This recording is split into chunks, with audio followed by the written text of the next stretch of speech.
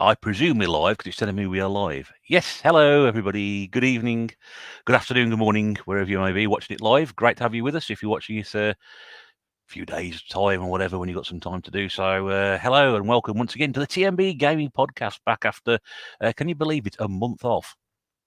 Wow, we didn't do one a couple of weeks ago because we had a couple of issues towards the end, which is a bit of a shame.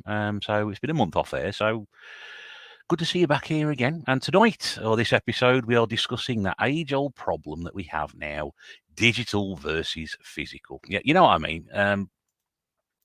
Are you a physical collector? Are you a digital collector? Is your collection going to go digital? Is the cloud going to collapse and catch fire, and you're going to lose all your games in X number of years' time? Yeah, all these sorts of different things.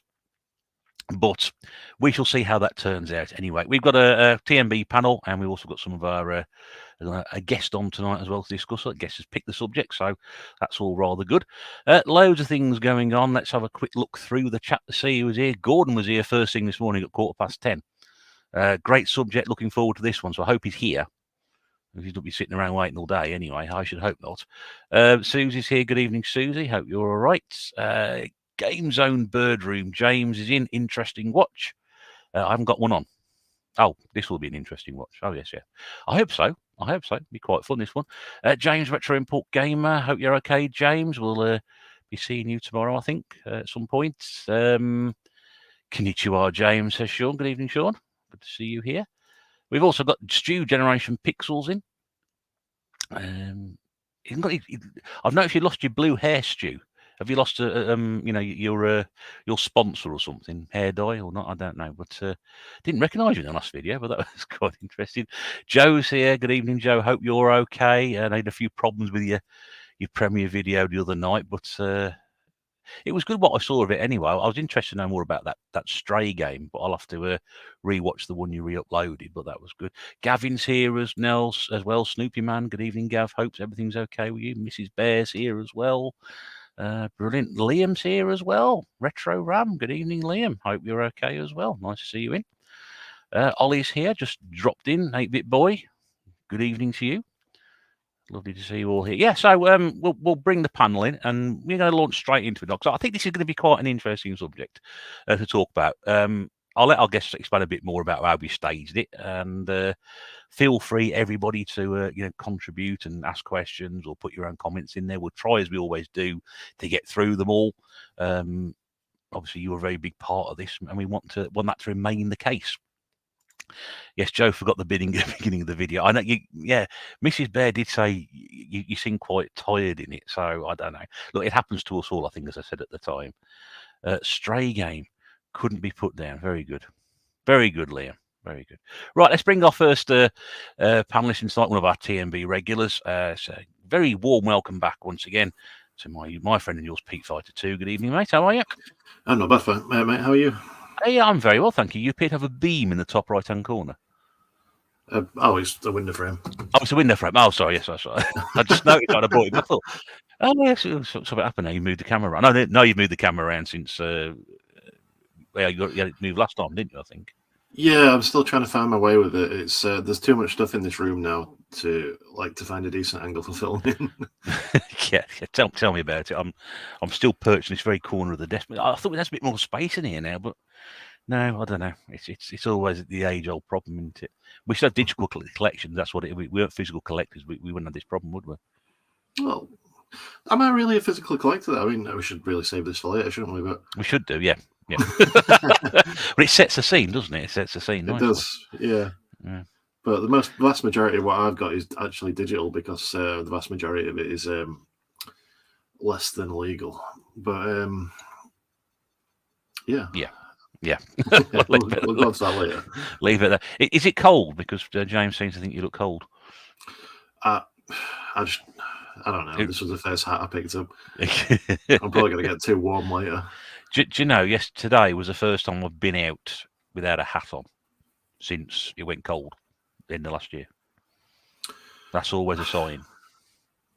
I very rarely go out without a hat on, so I'm just a hat guy. I've been told now, because of should we say, the more follically challenged I'm getting, that if we get any sort of really hot sun this summer, I'm going to have to wear a hat. Because I can't see the back of my own head. No. But apparently it's not good. It's not good. To be honest, you're older than me and you've lasted longer than I have. My hairline's not good, and I don't give a crap. Honestly, I could not care less. Well, bigger things to worry about. Well, when we get to our next panelist, he's got a lot to worry about, believe me. But we'll get there in a second. He's a lot older than us, so. Yeah, he's not so much older than me. He's got a fair bit of everybody else, but not me. But anyway, he's chuckling away now. So there we go. He's sticking his fingers up now. That's what he's doing now. Anyway, yeah, Joe did the double amount of work last week. It was a hard week. I know what you mean. It's like that at the moment. Too much stuff, says Mrs. Bear. No. Big Game Al's watching us. Good evening, Alan. Hope you're okay. Phil Phillips here. Phil, good evening to you. Hope you're all right. Yes, very well, thank you. Nice to see you. Even Joe's taken her hat off now. If you watch Joe's videos, you know she wears a hat in hers as well. So, yeah, beans have been packed away for the summer. Just shave it all off. Yeah, I don't think I'll do that. I can't be bothered to do that. I quite like it. 15 degrees here yesterday. Too warm for beanies. Absolutely right, Leah. Absolutely right. Right, so somebody who's got real problems when it comes to summer, protecting his hair. He's the cyber leader himself, Sean at Retro Games Survive. Good evening. Evening all. Yeah, it's I don't shave us out. I just shave it off. It's cool, especially in summer. It's nice and cool down, mate. But mind you, I'm roasting me. Yeah. Absolutely roasting. I've got a window open. I don't know if it's my age. Maybe I'm going through menopause or something. Got a right sweat on. Where are you again? Pontefract. So an amazingly unglamorous answer to that question. Oh, I'm sweating. Where are you? Pontefract. Yeah, there we go. The Northern English Riviera. That's where it is. Are you well, mate? Are you well? I am, mate. Yes. I just want to point out, if on the off chance there's anybody watching this who's never watched before, I do have a collection, just not here. Yeah, that's a good point, actually. Yeah. I hadn't thought about that. You've got no games in the background at all. Half for us in here, though, to be fair. And here, yeah. There's bits of it here as well, or things that have been donated here. So I know, sort of here in spirit, I'm guessing. Oh dear, yeah. No, this is going to be an interesting subject tonight, isn't it? Because I mean, I know you've you sort of dabbled in the old. Not say cutting down on your physical by getting hold of some equipment which enables you to play things more, say digitally, but not needing the physical side of things. So that's it. I tell you, old people like me and Sean. I don't know if we're going to get on with this, but anyway, there we go. Oh no trouble, says Joe. Liam's sweating licorice. James, he's well, just sweaty. Never been to Pontefract, says James. Is it tropical? It is at minute. It's tropical compared to Glasgow, says Stu. There we go. Oh dear. Well, it's an all northern panel apart from me tonight. So because there's somebody else from our guest tonight is coming from Lancashire, I believe. Lancashire. Is he allowed to be on at the same time as you, Sean, or is that? Is it what? Is he allowed to be on the same time as you, or are you going to start following? Let me bring on welcoming into the tNb podcast for the very first time. My special guest tonight is Kieran over at Retro Reclaimer. Good evening, Kieran. Kieran. Good evening. Hello, everyone. I hope you're well. We are well. And you're in... You what, sorry? I'm not here to fight, so don't worry about it, Sean. You're over by sunny Blackburn, aren't you? Yeah, but it's not very sunny. It's miserable. I'm looking at Sean's window there, and it looks glorious, but it's miserable outside here at the moment. So, but that's quick weather check from Sheffield's about to come in. Yeah, it's really miserable here as well, actually, and I'm not far away from Sean. No. Okay, well, it's dry here at the moment. It's not raining. It rained a bit today. So there we go. I'm sure people have not tuned in for the weather forecast anyway. We can do better than that, can't we? Sure, we can do better than that. Kieran, it's good to have you on tonight, and appreciate you giving up your time to do this, and also your choice of subject as well, which we will get to in a second. But I just want to catch up with the comments, and then I'll come back to you. So welcome aboard, mate. Susie says Pontefract is the Caribbean of the North. Trevor from Coventry is here. Trevor, if you'd like to stick your head out the window and give us a weather update from Coventry, that would be great. Phil, I never tend to get digital copies of games. I always like to get actual physical game copies. That's exactly the sort of thing we're going to be touching on tonight. It's rubbish in Lancashire today, says Ollie. 8-bit Rach is... Oh, yeah. Rach is here as well. Good evening, Rach. Nice to see you in as well. And Gordon has arrived. Hello, Gordon. So it's going to be an interesting subject this evening, which is what we're going to be talking about. So we've called it digital versus physical. Obviously, there are a few things which I've reread the stuff that Kieran said to me, and I thought it's not entirely true. There are some other aspects attached to that, etc. So why did you want to come on and talk about this, Kieran? Give us a bit of a background as to why it's a subject that is dear to your heart, or something you felt that was worthy of discussion.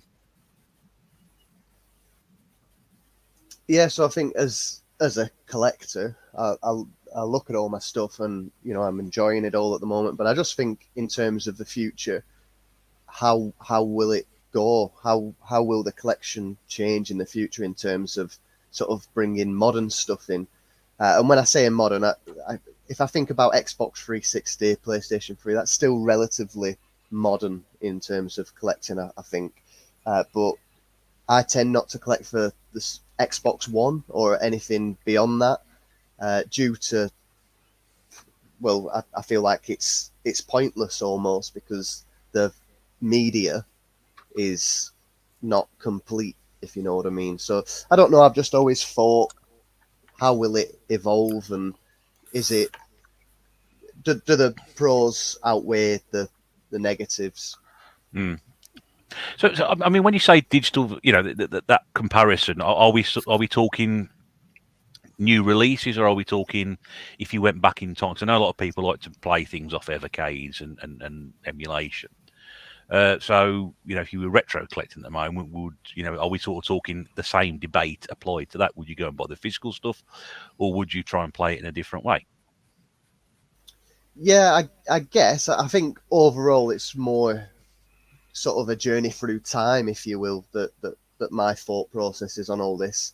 At one point there was no such thing as digital media, and then, well, I believe so, not that I know of anyway. And yeah, just as we're moving on, we're getting more digital, and I feel like the pushing digital consoles, so like the PS5, for example, was the disc version was sort of an afterthought, which I'm sure people are aware of if they own them, or if they've searched into that sort of stuff. But and then touching on other things like Xbox Game Pass and other sort of we're becoming a digital world, aren't we? But yeah, I guess sort of modern. Do you pick physical or digital? But also just the evolution, and in terms of time, what's going to happen in the future, I guess. Okay, yeah, that's fine. Just a good background to that one. Quick weather update from Newcastle. It's nice and dry, but it was raining this morning.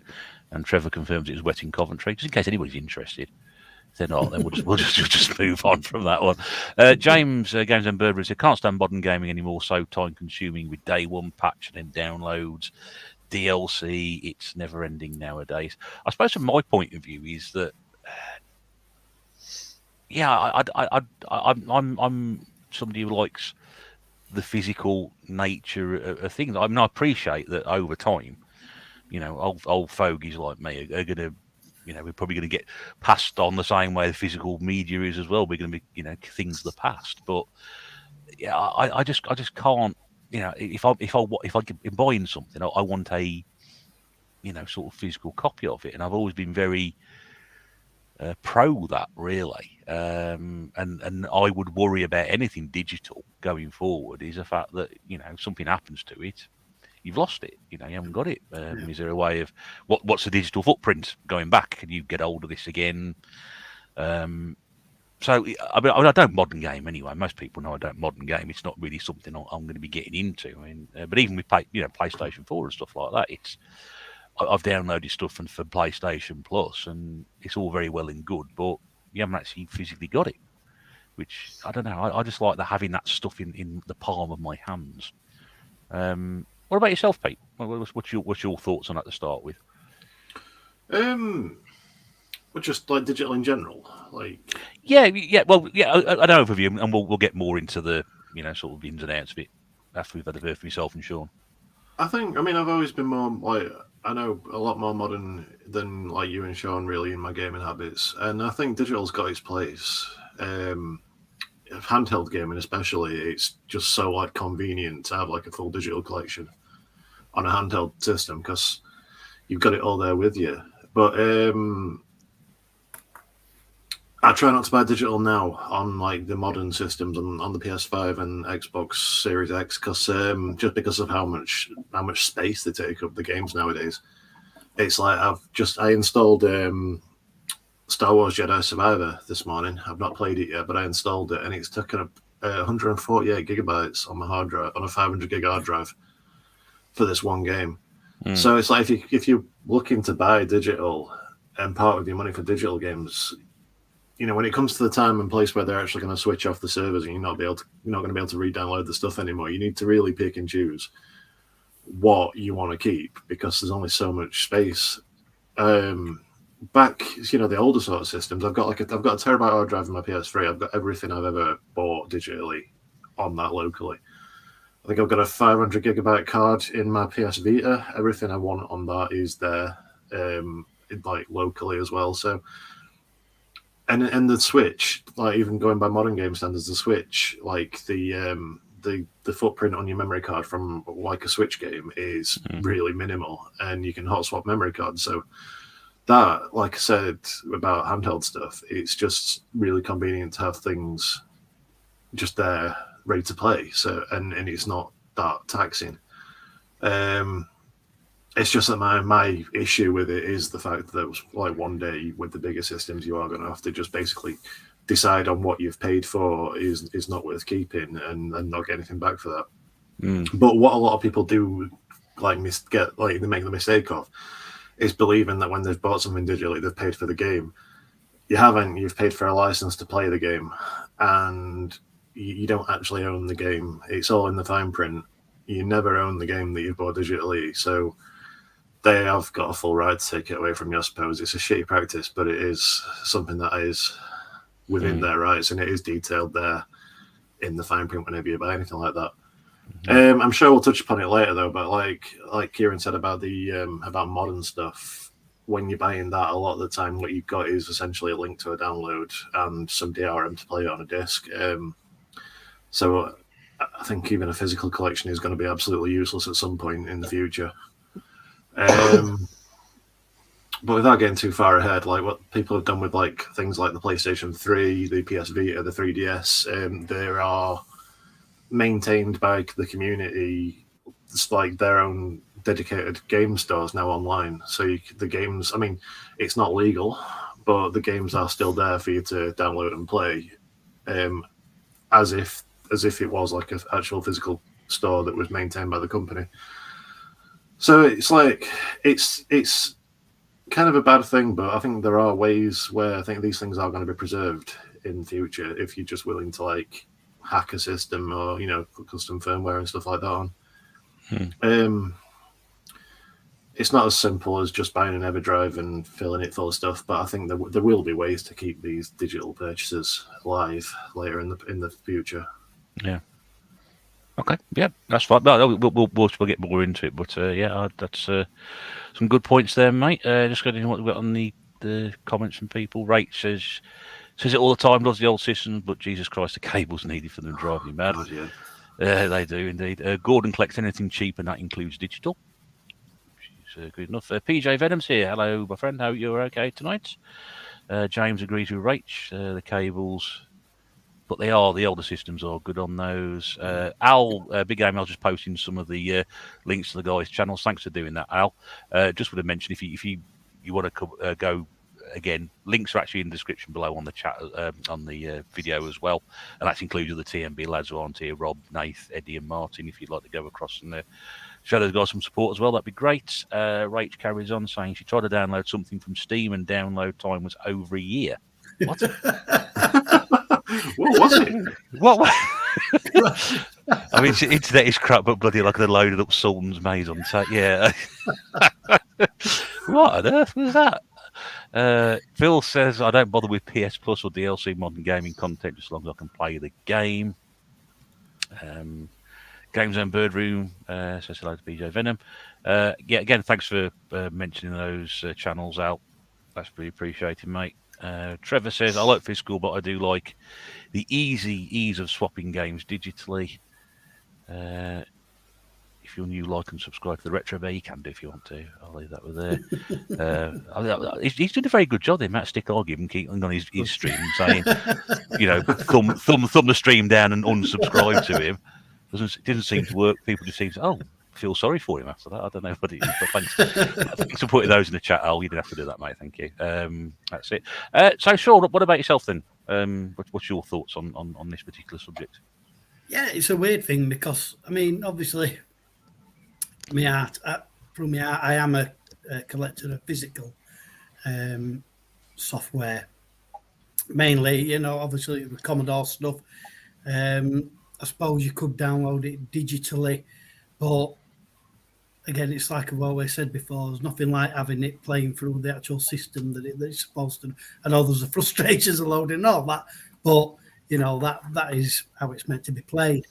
However, digital, I mean, to be honest, I won't be able to play Warzone and Fall Guys if it weren't for digital. So, well, that's your gaming finished, isn't it? There's nothing else anyone doing. That's all you play. Exactly. But yeah, I mean, I spend a lot of, pretty much all my time on Warzone. So yeah, it's a good thing that we have got digital to have that. But yeah, I mean, I'm also on that. Is it PS Plus? And I've downloaded many games, and again, it saved me a fortune really if I were to buy those copies physically. But these, obviously there's a subscription for PS Plus, but then download as much as you want. And yeah, I've played a lot of games. I might have only played them 5 or 10 minutes and thought that's rubbish, delete. But at least that option has been there. And like I said, without that, I wouldn't have had a chance to play as many games as I have done. So yeah, I mean, like Pete says, there is a place for it.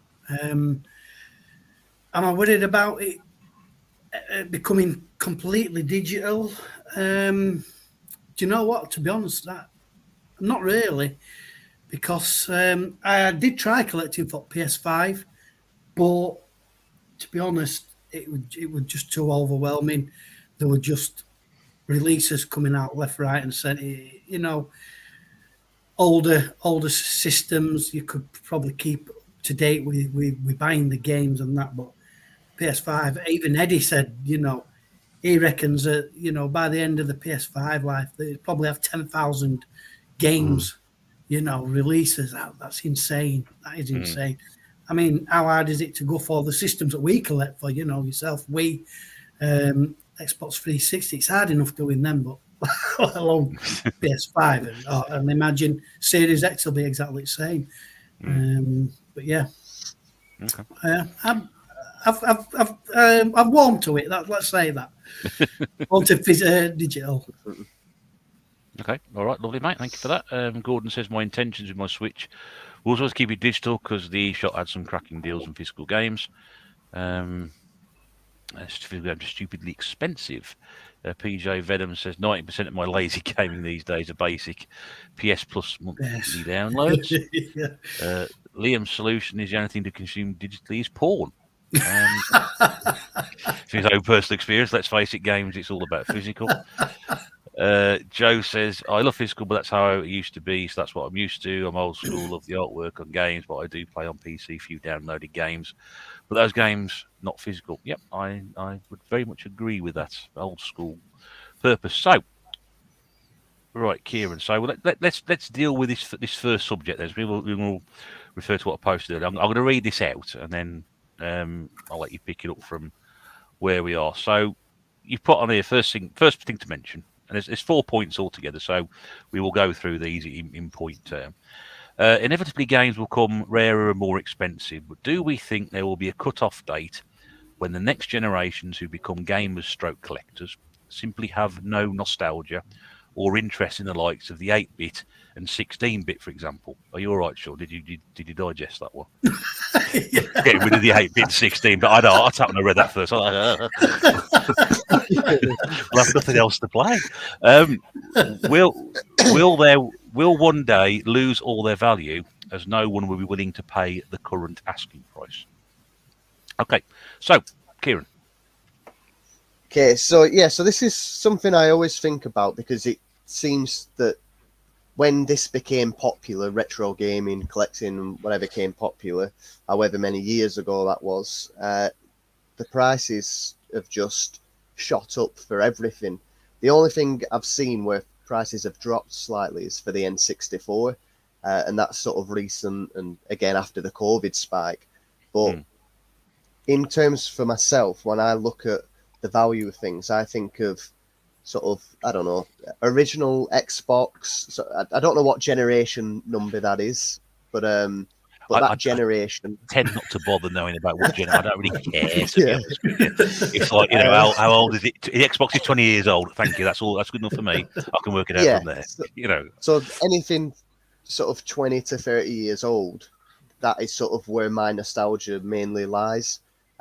Before that, I've probably said before on comments or whatever, but I know I'm striving. So for me, 8-bit is just, I will simply not collect 8-bit because I've got no nostalgia for it. I don't have any interest. I look at the gameplay of stuff and I think, well, it looks poor, terrible, not for me. And I try and get Oscar in this room as much as I can. I know, I'm sorry. Well, it's been great having you on, Kieran. Well, we'll come back. Sorry, mate. But I get Oscar in here, and I try to get him to play some of these games. Look, this is what I played as a kid. Come and have a look at these. And he looks at it the same way I look at 8-bit or anything before that. And I don't know. I wouldn't pay some of the prices people do for 8-bit, for example. And I think as we move on 10, 20, 30 years, there's going to be a lot more people who look at all this stuff and think, well, £1,000 for a Sega Mega Drive game, no chance. But look at that now. But no, I do wonder whether it will drop somewhat as we're all bored of it in 10, 20, 30 years or so, perhaps. But I don't know, just curious as to see what everyone's thoughts are of that itself.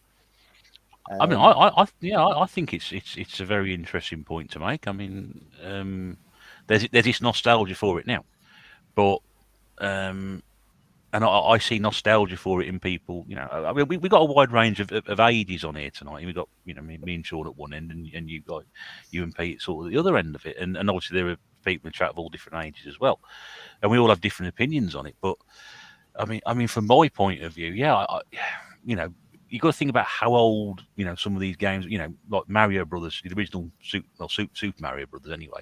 It's nearly 40 years old, that game. Sonic is over 30 years old. And there's still a great nostalgia for it. But in 20 years' time, those people are going to have the same nostalgia for that me and Sean have for something like, I don't know, Sean, Green Beret, something like that off the 8-bits, or Track and Field. We still get a bit nostalgic over that, but that's beginning to wear off. And I take your point about looking at 8-bit games, Kieran, and going, oh, they look a bit rubbish and whatever. And I always I've said this before, I said it here, and I say it in my videos, you try it. I urge people to try it. If you don't like it, fine, fair enough. But for a generation of people, that's what we grew up with, so we have a nostalgia for it.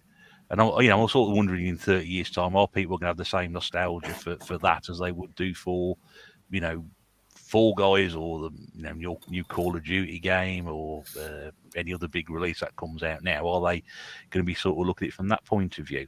So, yeah. What about yourself, Pete? I personally think that having two nephews at the minute, I think we're already past the point where they're not going to be bothered about the older stuff, because my two nephews at the minute aren't bothered about anything that you can't play online with your friends. All they do is play stuff like they're probably not even playing Fortnite anymore. That's probably gone past me. I'm too old to keep up with things, but that's the way they consume games. And I did try and sort of we used to play like couch co-op on the Wii. I walked them through the Batman Arkham games and stuff when they were little kids. I tried to sort of steer them into like proper gaming like that, and it's done absolutely nothing for it. All they want to do is play on whatever is the current trend online game with their friends. So I honestly think we are the generation probably where this whole obsession with the past is going to die. But I don't know. When it comes to like the prices of games and stuff, I do think there are going to be people who will buy something just because it's expensive. So I do think the game prices are going to stay quite high, and people will still buy the stuff. Some people buy games like to play, some people buy them to collect, some people buy them for prestige, and there are always going to be those prestige collectors who want the bragging rights. So I think the more expensive stuff is still going to have a place and still get bought and paid for by people who I find absolutely baffling, to be honest, but people nonetheless. Yeah. Yeah, a lot of people mention nostalgia. For me, things have never been about nostalgia. It's like the games that I played as a kid never left me. I still, I just carried on playing them all the way through to now. So that doesn't drive me. So it's kind of like it's not a thing that I can really relate to. Everything is sort of current. I've always stayed current, but never left anything behind either. So that's just a weird thing that doesn't compute to me, the nostalgia aspect of it. I don't really get nostalgia for the older stuff. I did have the same sort of predicament with 8-bit stuff, especially 8-bit computer stuff. I grew up with a Spectrum in the house, but it didn't really, bother me that much. But I've sort of got more into that kind of thing as I've got older. So it's like a sort of reverse nostalgia. It's like discovering it for the first time with me, especially like Atari stuff. I've been playing a lot of Atari lately because for like a sort of passion project that I may or may not be doing on YouTube, which even if I do, I'll probably only get about 15 views because that's what these things do. But I've been playing tons of Atari 2600 and 7800 stuff lately, stuff like Crystal Castles, Alien Brigade. Video pinball is a game that I could play for hours. But yeah, it's like a weird sort of reverse nostalgia for me with stuff like that. I've kind of lost my train of thought here, and I'm just waffling. You are well. That's all right. Yeah. I was with you to Crystal Castles. Great game. Yeah, love that. Brilliant. Well, I posted on the group chat the other day and referred to it as the Retro Bear official game. I did see that. Yes, I did see that. I saw the cover of it and just thought, well, that's Retro Bear. Actually, I'd much prefer that 2600 version to any other one. I don't know why. I played other versions of it, and it's 2600 was what I played, and it's what I stand up with. So, at the risk of tangents, the 26 version of Centipede is mental. Oh yeah, it is, isn't it? It's again, it doesn't.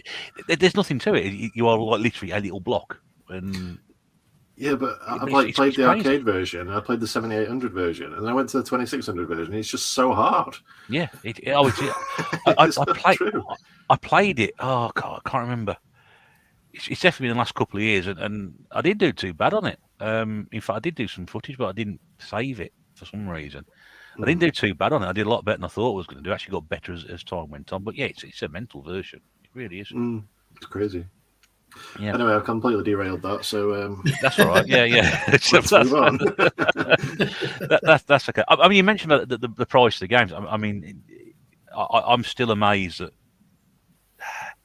some games from the same eras are so wildly priced and so different. I mean, Kieran mentioned about possibly in terms of retro systems, the only one seems to be dropping at the moment is the N64.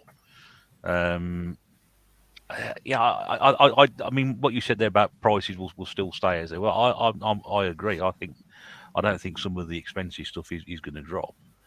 and I think some of the slightly more obscure stuff. I've bought Wii games in the last 5-6 years for a few quid, which is what more than I would like to pay for them, and they've skyrocketed in the last sort of 3 years to the point where I can't quite believe it. And some of them are still worth exactly the same as they were when I bought them all those years ago. And it's the same with some of the 8-bit stuff. Some of the 8-bit stuff is dirt cheap. There's always like a percentage which are always going to be cheap games to pick up for it, and there's going to be the expensive games, and there's very little migration between the two. The middle ground more or less stays the same. Some games slightly drop in value, but most of them either maintain it or slightly creep up. It's very little movement in between those. I've always maintained that it is a buyer's market, though, and the people only sell these games at stupid prices because people will pay stupid prices for them.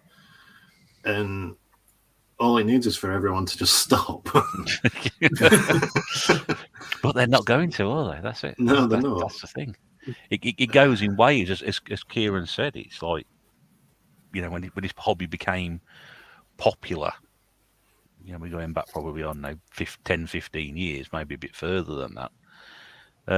Before then, people were just chucking stuff out. We've all chucked stuff out and got rid of it because we thought there's no value in that. And now all of a sudden, there is value in it. But that's one thing. We're quite behind on the comments, so I'll just go through some of these quick before we come to Sean. Physical will always be preferable for me, but think digital has its place, says Retro Import Gamer, and you can get some great deals on some games in the sales. The budget digital stuff's a bit like the old 1.99 8-bit days. Well, we know there's a lot of that stuff around because when Rob's on, Pete's mentioned them before about sort of cheap downloads available online and things like that. So James pointed out the Xbox was 6th generation as well, just so we've clarified that once we know where we were from earlier. Rach says nostalgia is a big driver for buying these games. Mrs. Bear says, I think with 8-bit it was all brand new, so the wow factor wasn't so much about graphics, but simply that you could control a character on screen that maybe played music and made shooting noises. Al's mentioned he might do a Fall Guys stream on Friday. Phil says, I still have nostalgia feeling for playing the old classic Sonic games for the Mega Drive. Cheap Chinese Everdrives are brilliant. Saved me lots of money on Mega Drive Master System, SNES N64, and still playing on the original hardware as well. Yeah. So did a bit of both there then. Rach says, I reckon there'll be a very small hardcore group of collectors collecting 8-bits in 20-odd years. See, that's interesting. Collecting little piles of dust by that point, won't you? Because the tapes are just disintegrated. Well, that's it. It's something that Kieran sort of started me off with checking on your physical media, and we've talked about this before as well. If you haven't seen any of Kieran's recent videos where he's been checking his collection out and making sure things are as they should be, we've mentioned it before on a couple of previous episodes. But I don't know about that small hardcore group of collectors in that 20 years' time. That'll be, 2043? I'll be a lot older by then. That's exactly how old. I'm not sure there'll be many of us around. So is anybody sort of like 30 years my junior going to be looking at 8-bit stuff? I don't know. We may need to... We'll have to see, won't we? Plus, as they wear out, parts will be harder to source and expertise will disappear. Well, again, that's the sort of problem we're having at the moment about... things needing repairing, preserving your collection. Liam says, I may just started with the Amstrad, have no nostalgia for it, but I like the discovery of a new system. Danester's here. Hello, mate. The owners of Hidden Chest Gaming. So we had a 9-year-old buy Spectrum with his birthday money yesterday and is into programming. Older games are often more easy for kids to get their heads around. Do I think the tNb will still into be programming, 9-year-old? Yeah. Wow, fair play to him. Yeah. Do you know, I was talking about the other day when Pete mentioned 2600. It just reminded me. We watched a video today, but there was a cartridge for the Atari 2600 called Basic Programming. Can you imagine what the basic programming would be in the Atari 2600? I can't. I can't imagine you can do much with it. I say like whole games on back then were on 3 lines of code, weren't they? So it's like yeah. I think if you knew what you were doing, you probably could do it in your bed. Well, a lot of people did do it in the bedroom. Look at the Oliver twins. Yeah. They just did it as a laugh, and some of those games are, depending on who you ask on YouTube, those Dizzy games are some of the best games ever. Yeah. I still do it in the bedroom. Yeah. Do I think the tNb will still be going in 30 years? I have no idea. I have no idea. We'll be, I'd be I'll lucky not for be the in next 5, 50 to be years, honest. that's for sure. I think me and Sean will be replaced by mechanoid versions of ourselves. I think probably by that we get that point. Oh dear! And Eddie might have made a comeback by then. I don't know, but he will. Eddie will still be exactly the same as he is now. Weird vampire. Gordon says the C64 was my first ever experience. It's so cool to go after some of it, but again, only at the right price. And again, I would agree with that. That's perfectly the right way to do it. Joe says, "There's me with my cheap retro that no one cares about, or it's not very well known." No, that's the better stuff, actually. I mean, part of what got me into this in the first place was like watching people pick up obscure stuff that you'd not heard of, and you know, it's. I got into the whole YouTube thing, watching people like CJR and Sick Cooper and stuff, like the bigger sort of American and Canadian YouTubers. And they were, I felt like, going to yard sales and coming back with like Chrono Trigger and like your Mario games and your Zelda games and stuff that everybody's got and everyone's heard of, and maybe not got, but everyone's heard of and seen countless times. It's when somebody picks up like some stupid obscure Japanese game or something that you've never heard of. That's the great, you know, that's the great stuff that I'll really look forward to seeing. And like budget games, stupid, weird budget games. You know, on my older channel, I did a thing like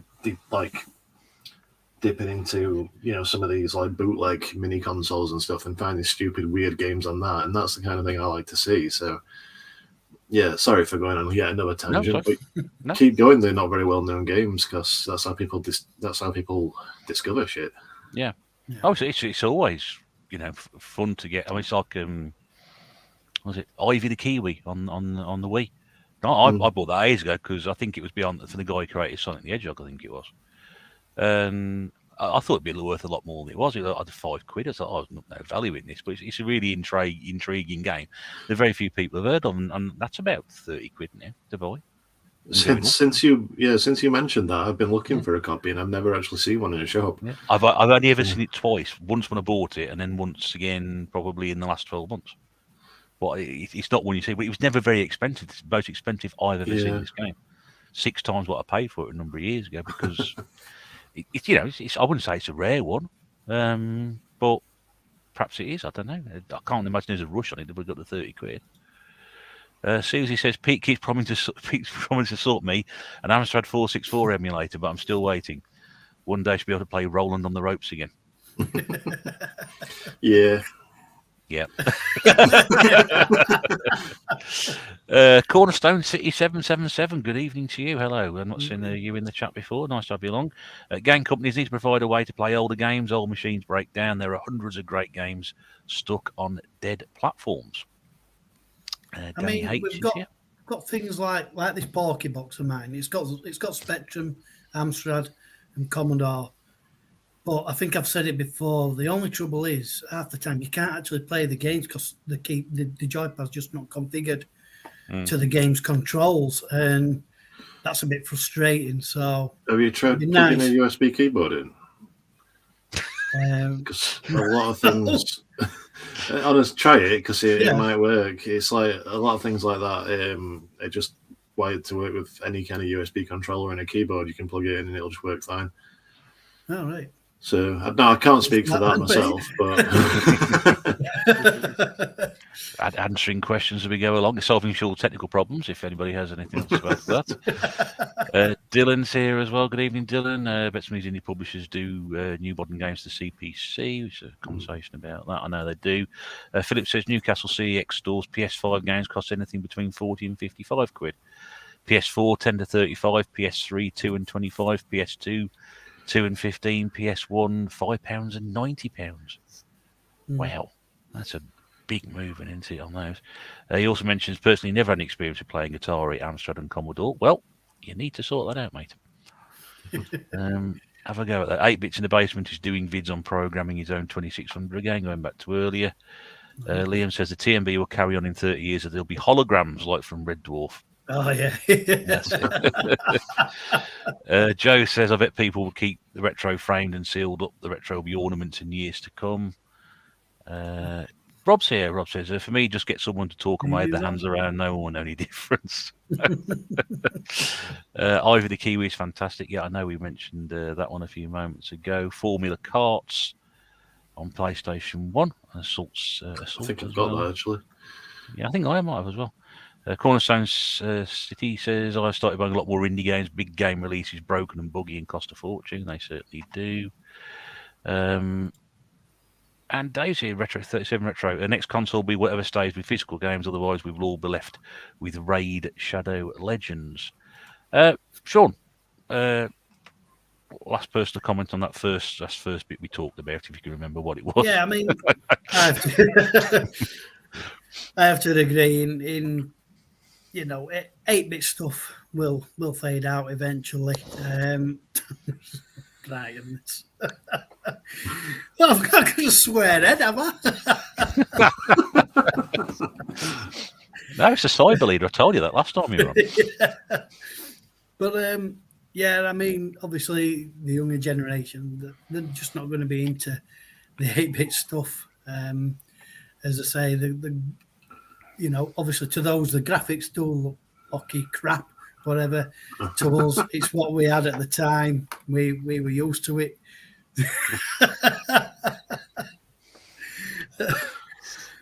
But yeah, it will fade out. And like Rach says, there might be an handful of diehard collectors and that, but I think it's just sign of the times, the change of the times. But regarding pricing, I mean, to be honest, other than really it's squads, maybe it kicks labels, which are some are quite pricey. You've got games that were taken off shelf, Katakis and Great Giannis, they held the price pretty well. But I picked up 2 what I consider really rare alternative games recently, last couple of days. Dirt cheap. I didn't have any competition whatsoever. So I'd say collecting for 8-bit still relatively cheap. Yeah.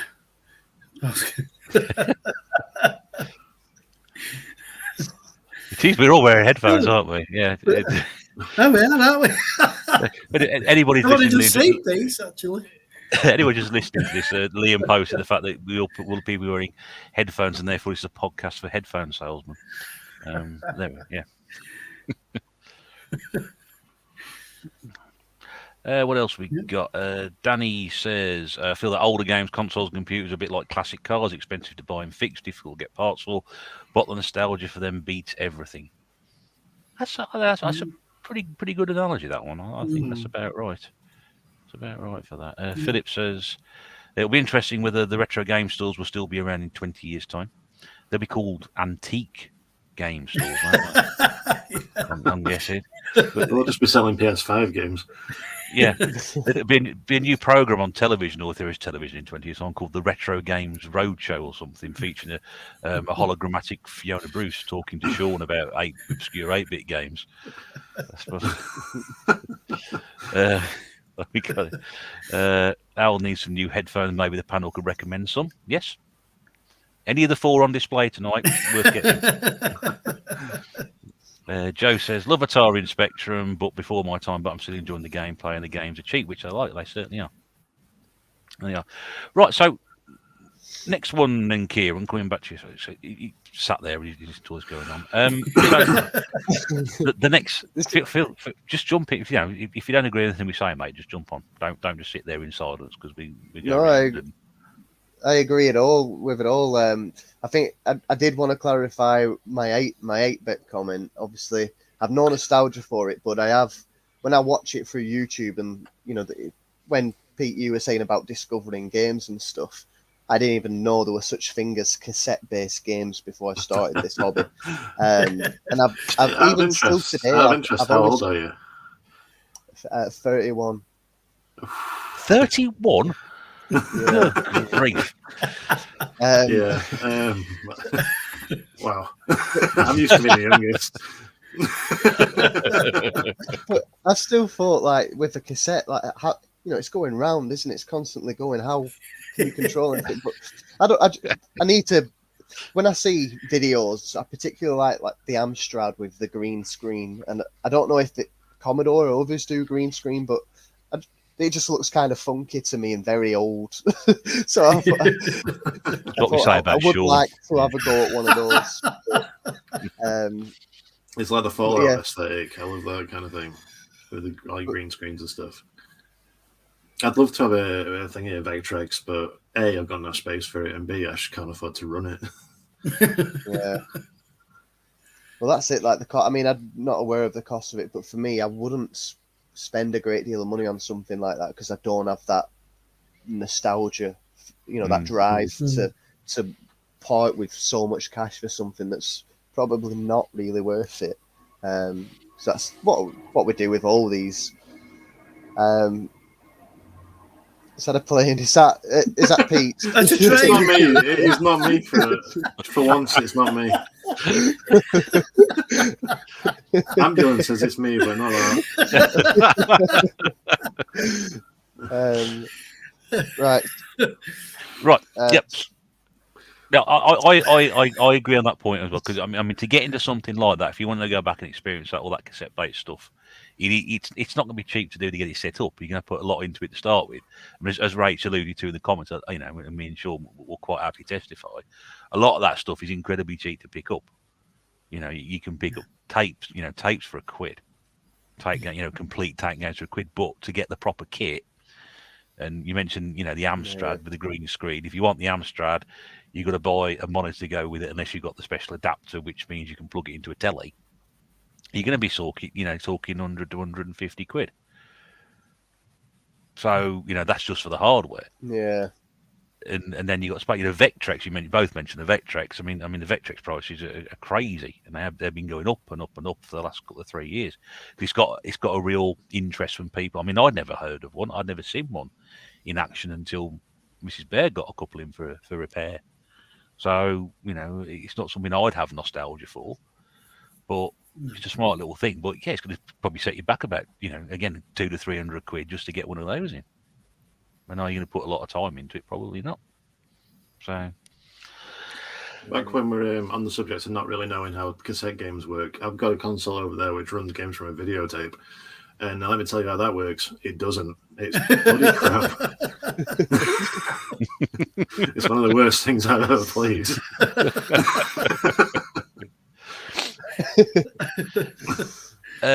Champion 2D, Rob's in. Good evening, Rob. I did, Rob. I eventually replied to your email earlier on today, so hopefully you'll pick that up.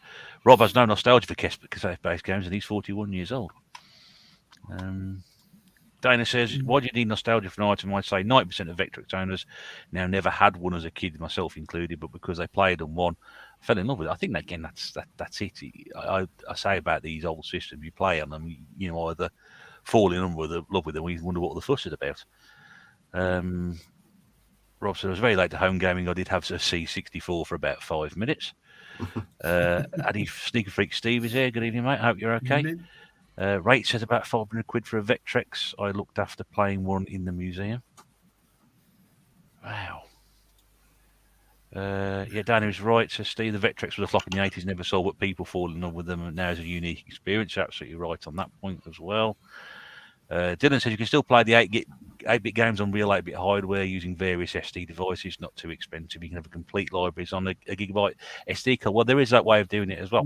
That's how I've done my Amiga. I've got a GoTech drive in it, and I've got a flash USB pen in there with tons of games on. Oh God! Hello. Someone's trodden the cat. Got a picture of it.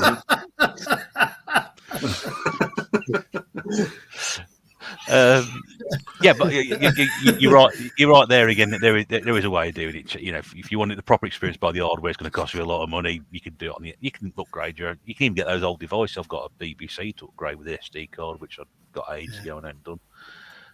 Philip says, crazy that the price of the old gaming systems will get expensive in future years to come. Joe says, I have no nostalgia for the Atari or the Spectrum. Was a bit before my time, but Mega Drive onwards I do have nostalgia for. Susie had a Vectrex when she was a kid. Dad found it in a skip. Wow, there we go. I used to call her Dad a Womble because I'd just come home with just all sorts. Just that he found, he had like a big pile of just TVs and old consoles and stuff at the bottom of the stairs, and it was something to behold. Dana says he's 39. Yeah. And I have nostalgia for take games. I even have some photos to prove it. I was gaming from about 5-6 years old on my Amstrad. Gordon says, never seen a Vectrex, never mind, played one, zero interest in getting one unless I find one for $5 in the charity shop. Yeah, if you do that, Gordon, you will be the luckiest man alive. I tell you that. It's never going to happen. Right, so second sort of question or point that Kieran wanted to make tonight. So I'll read this out again. To talk about the transition of games being developed onto disc format and needing to be complete and free of bugs, to the addition of updates and DLC with the internet, to microtransactions and less quality of games with a switch of focus to profit through longevity. Well, you know what I mean. Rather than trusting a great game to sell. To what we have today with season pass NFTs and what we call live games, what comes next? Yeah, so for this one, it's just sort of a reflection on how it's transferring sort of from physical to digital, but also the way that games have, like the delivery style of a game has been. So I've got some examples just to illustrate what I mean, because otherwise I'll just talk forever. And you, okay, you we like examples. I'll give you the big screen. Just if you, I'll put it on. I'll add him. There you go. So just for the benefit of anybody who's listening, because obviously some people do listen to this. If you're showing something up, just say what it is. All right. Right. So there's no really significance to these other than the fact that what I'm about to talk about. So Time Splitters 2, for example, this released on original Xbox, and there's no updates for it. There's no DLC for it that I know of anyway. It's just a complete game. It was released, chucked on a disc and shipped out, and they'd have to rely on the fact that it's a decent game, that someone would buy it, and obviously adverts and stuff like that. But word of mouth, is it good? Oh, you should get this game. You should get this game, and there's no improving it later in life. And I chose this one. I just had a quick look through the collection, but I chose this one just because of how much content's on it. The amount of characters you can choose. If you know the game, you know the game. If you don't, then I apologize. But just the amount of games, the game modes. So you've got like this typical death match. You've got like a mode called Virus, which is basically big game of TIG. The maps, the story, everything that's on there. There was so much to it, and it was released day one, and there it was. I think it's a wonderful game. But just an example of a game that was released complete. It's a complete game put out on physical media, and that's how it still lies today. And then as you sort of progressed, so I'm sticking to Xbox here just because it's easier to talk through the generations. So if you don't like Xbox, I apologize. So then I've got another one here. So Fallout 3, for example, this came out on the 360. Whether it had updates in terms of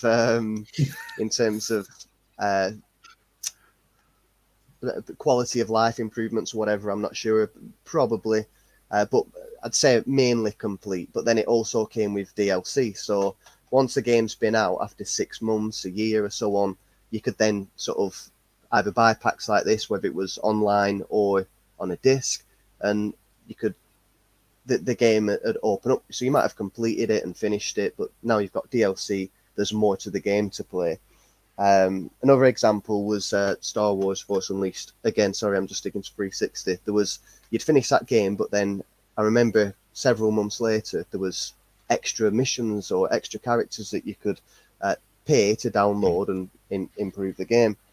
And then as it sort of moved on to the Xbox One, I went through a phase where I was buying games, but not just buying the games. I'd go on the day to buy the game when it was released. But so this is Star Wars Battlefront.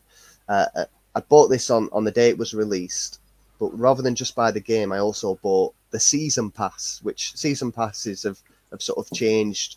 But back then, and I was saying earlier, I've got the receipt for this, but the Season Passes, when I was looking on my receipt, I paid £100 for this the day it was released, and that got me the grief. game plus a season pass, which was the DLC that was due to be released. And I look back now and think, what on earth was I thinking? Because especially for this game, because it was terrible, so I didn't play any of the DLC.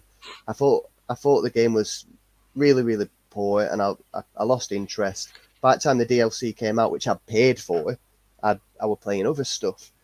And to now, which I don't have examples of the next ones, but I'm going to use like Fall Guys and Fortnite and Halo Infinite maybe, and the games are released now where every game is constantly updated now, sort of monthly maybe, but they're called live games, and what happens with live games is the content always changes. If you play Fortnite now compared to 2 years ago, it's very, very different. And yeah, it's just sort of a reflection on the way it's changed and sort of what will come next. How will the delivery of said game move to next? Yeah, it's interesting, certainly regarding the DLC. I mean, the first example you said was Time Splitters 2. I mean, I had that on GameCube, and I couldn't get on with it. I mean, that's my opinion on it. It's just one of those things. But from that time there, if you brought a game out, it had to be finished and done, and there shouldn't be any need to add any DLC to it at the time because developers were working on the game. That's obviously changed over time as it's moved on. Even when in the 360 era, as you mentioned, Fallout, then you had an expansion, or not expansion disc, but an update, another version that came out with all the DLC on it. Because because time's moved on, the opportunity to look at expanding an existing game with additional content, and now I think when you look at it, and I think Mrs. Bear's made a comment here as well. I think Dylan made it as well. DLC is just a lazy way to release a new game, or DLC is a snide way for publishers to sell us half a game and then charge us extra for the other half. And I do agree with that. I mean, one of the early examples I can remember of anything like that was one of the old Championship Manager games, where the only way you could get the only sort of update they could either release a new game every year, or they release a data disc, and you had to pay an extra tenner for the data disc. I did at the time because I quite enjoyed the game, but I wouldn't dream of paying for additional content now. I want to play, if you release a game, I want to play that game, and I don't want to have anything added onto it. But they're looking at ways of expanding that game to get more life out of it, to get more money out of it, more generation out of it, and it's something that doesn't sit great with me. You mentioned £100 for Battlefront. I mean, quite frankly, that sounds extortionate to me, just to have access to the season pass. I mean, did you get your money's worth out of that? No, because I remember when it came out, I played it, and obviously you had the original Battlefronts on the original Xbox before that, and I just visually I was very impressed, but I just found the game to be terrible. So I'd only played it for a few weeks before I put it down and sort of give up on it, and so when all the DLC came out, which I think all it was new characters that you could, like, new heroes, and also new maps, new levels, but I just had no interest, and I wouldn't have paid that knowing what I was getting. But I feel like that was sort of big at the time. It was a game. So this is 2015 when I bought that game, but I believe at that time, big titles were coming out with season, by the season pass, that have all the DLC pre-bought sort of thing. But so yeah, it was a waste of money, really, to be honest. I did the same with Fallout 4. I mean, that's a massive game anyway, so why I needed the season pass, I've no idea.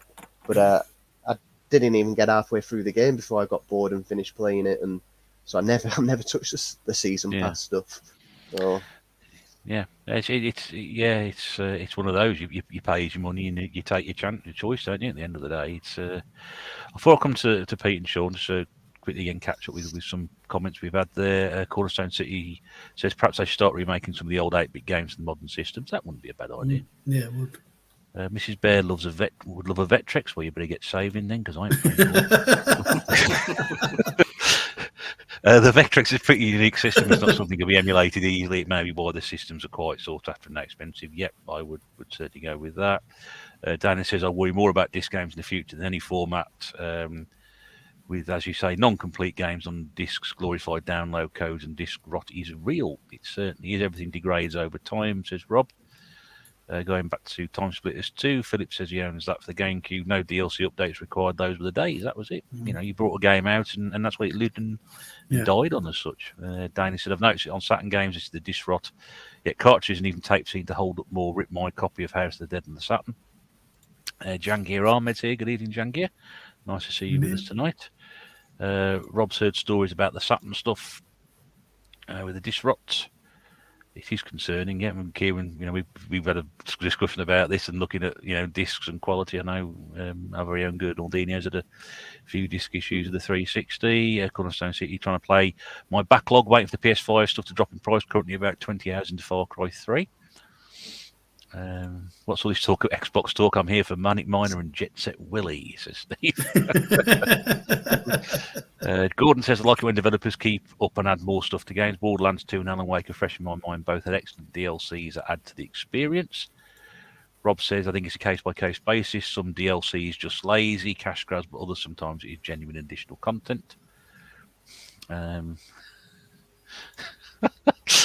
Steve says, I'd like to see a game based on Fred and Rose West. The extra DLC could be putting another patio in or knocking through a new basement. Oh, dear me. Yeah. Modern games can be too big, says Cornerstone City. Hundreds of hours to invest in one game is just draining. Danny says the Mortal Kombat series is a prime example of DLC taking over. Previously, classic characters like the Liu Kang Scorpion. Latest one has Robocop, Joker, Rambo. Really? Yeah, he's absolutely brilliant. Is it? Oh, okay. I'm waiting for the special BBC newsreader add-on so he can have like Hugh Edwards and, you know, people like that fighting. That'd be quite good. Rob says, I don't mind season pass with fighters developed adds to the original games instead of constant re-releases. And Dylan says, all that being said, some of the modern open world games are massive, so to pay a tenner or so for a bit more content ain't too bad. For example, Horizon Forbidden West is a massive game. Pete? I feel you can take a breath there, mate. You're thinking about it. I feel like a lot of this, like especially around this community, is a lot of like, you know, like on The Simpsons where they had the like newspaper thing of old man yells at cloud. I just feel like there is a lot of that going on, and I feel a bit compelled to defend things that happen in modern gaming. With the updates and things, it's like, I mean, you mentioned Time Splitters 2. It is a massively packed game, and it is a really good game, actually. Thank you, Retro Bear. Everyone's entitled to their opinion, mate. You know, I appreciate a lot of people. I know a lot of people love it, but I couldn't get on with it. Sorry. It's like that's a sort of old game made by a relatively small team compared to nowadays, on a very like relatively simple bit of hardware, and it was actually based on an engine from an N64 game. And like the first Time Splitters was very bare bones. Time Splitters 2 built a lot on that, but it was still essentially based on the engine from like GoldenEye and Perfect Dark. The games you're getting nowadays are so much more complex to make, take like thousands of people to make them. And these people work like 16, 18-hour days, 7 days a week to try and get these games out. And I think it's a lot more fair on the people making the games if they can use the wonders of modern technology to sort of release a game and then improve on it as it goes. And also, back in the day, these things, like, every game wasn't shipped perfectly. There were games which were completely broken on release, and you just had to live with it. Like, one that comes to mind is Croc on the Sega Saturn. If you just put the disc in the game in the Saturn and switch it on, half the graphics don't load up, and you end up running around as like a pair of eyeballs and some trainers. And that was like a bug because they shipped the wrong build of the game. And that's the build of the game that went to press, and that's the build of the game that got sold, and that's just something that you have to live with. There is ways around it to get it to load properly, but you know that could have been sorted out with an update. I just think people need to sort of really sort of weigh up this sort of minor inconvenience of waiting half an hour for a game to update, and it's not the world-ending crisis that people seem to think it is. Also, you know, like, with the DLC kind of thing, the DLC is there are things that do my head in with the DLC like model, and that's mainly when they announce the DLC and entail and like give a big list of what it is. Fighting games are mostly guilty of this. They'll like list out all the DLC and stuff before the game's even released. That pisses me off. That being said, I did buy the season pass for WWE 2K23 today. Which was exactly what I've just described, but that's different. WWE is my yearly sports game. I play that like a lot of people play FIFA every year. I know I'm going to get my money's worth from that game and all that kind of thing.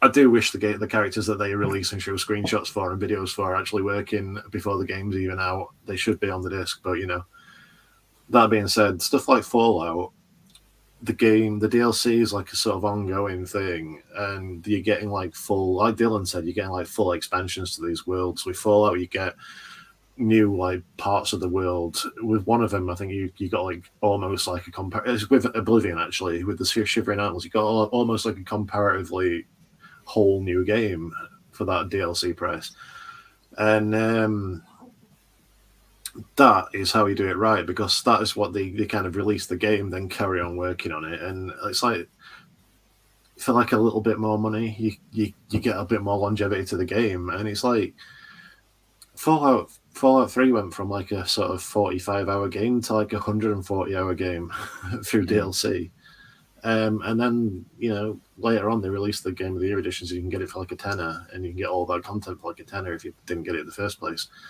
It's not the massive evil that people think it is, and never ever has DLC been compulsory. If you don't like it, just fucking ignore it. Well, that's it. Yeah, that's it. But it's the way things are, and I think people are, whether you like it or not, that's the way things are going. I think people are very vocal about not wanting to move forward in with the times and stuff. And that might be an unpopular opinion, but I don't know. From someone who's always kept modern with gaming, it's just something that's never really bothered me. It's just something that you need to come to expect. Yeah, no, I agree. It's now as commonplace as anything. You expect DLC for certain games, and I've only ever downloaded one load of downloadable content, which was a Guitar Hero game years ago. Purely because I just wanted to play the tracks that were being offered. So, but I wouldn't go out my way to do something like that. But as you said, Pete, it is something we've all got to accept going forward now, that inevitably games are going to have this extra content via DLC available. But of course, it's going to cost you. Now, interesting comment here from Joe, our Resident Evil expert and super fan. There'd be a load of DLC for Resident Evil remake, and she's not interested in it. I'm not interested in the DLC for that either, so I'll just not get it. Yeah, but Joe is a big Resident. I'm saying, she's massively into that series. Anybody who's watched any of her videos would have seen that. And here's an opportunity. Oh, there's some DLC for it. I'm not interested in that. So who are they targeting with the DLC? If Joe's not going to buy it, and she's a massive fan of it. Yeah. The DLC for the Resident Evil stuff is a lot of it is multiplayer focused as well. So it's like, for the extra modes, and it's for people who want to play it past the campaign and keep on playing, and keep on like the arcadey multiplayer mode. I don't know if it is multiplayer on Resident Evil 4 actually, but in the past there have been like mercenaries modes where you can play multiplayer with your friends and things. I'm not saying that the entire Resident Evil 4 remake is hinged on Joe buying the downloadable content. Interest. Just to make that quite clear, but I know Joe is a big Resident Evil fan. So Liam says, forget all this DLC nonsense. What I miss is cheat codes for games. Those massive books you can get full of codes. I used to be the 8-bit magazine back in the day. Type in pineapple on the ice score table to get limited lives or whatever it was. Pokes. Yeah, pokes. Yeah, pokes. Yeah. You used to get a special device. You'd load the game in, press something, and then you type something in and restart it. Yeah. The one thing, going back onto sorry, I forgot to make this point, but like the DLC thing, one thing I will agree on is like, for instance, like Tekken 2 on the PS1.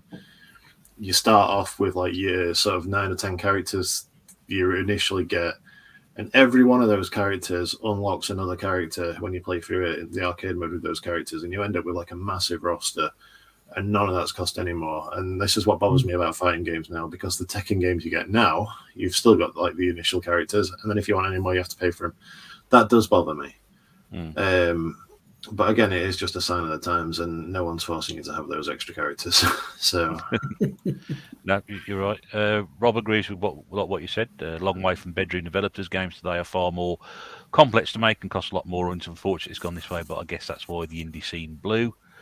Dana says when you only have a few hours a week to game, you turn your console on, it's a half-hour update. I just think fuck it and do something else. Cornerstone City says for digital to make things cheaper. They're for packaging and books and discs anymore. They make a lot of profit from the game sale. Rob again says I prep my game way beforehand because I expect a big install beforehand. Again, that's what I did with. Sorry, that's what I did with when I said that I installed Star Wars today and it was 148 gig. I don't intend to play that until next weekend. That's I installed it beforehand. It's with a little bit of prep time. It's fine.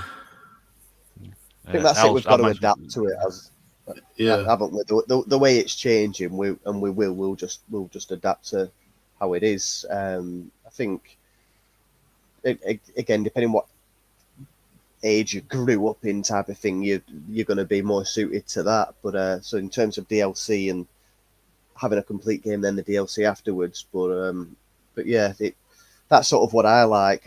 Again, like you said, you can pick and choose whether you want to download it or not. But I think there's been a few instances where games have shown a trailer. I think Destiny's one. I could be wrong, but I think they've shown a trailer and advertised the game. You buy the game, but certain parts of that trailer weren't accessible unless you bought the downloadable content. So it was almost mis-selling what the game was. Elder Scrolls Online, maybe another one, perhaps. But Al says, not all DLC is paid for content. Some of it is free. Danny says they do an update sometimes. And again, it's working fine and messed up, so they have to do another patch for it. Digital is also killing game stores, says Cornerstone, which is a very good point. Dave 37 Retro says DLC and multiplayer online games that gives an advantage. I hate back to physical digital.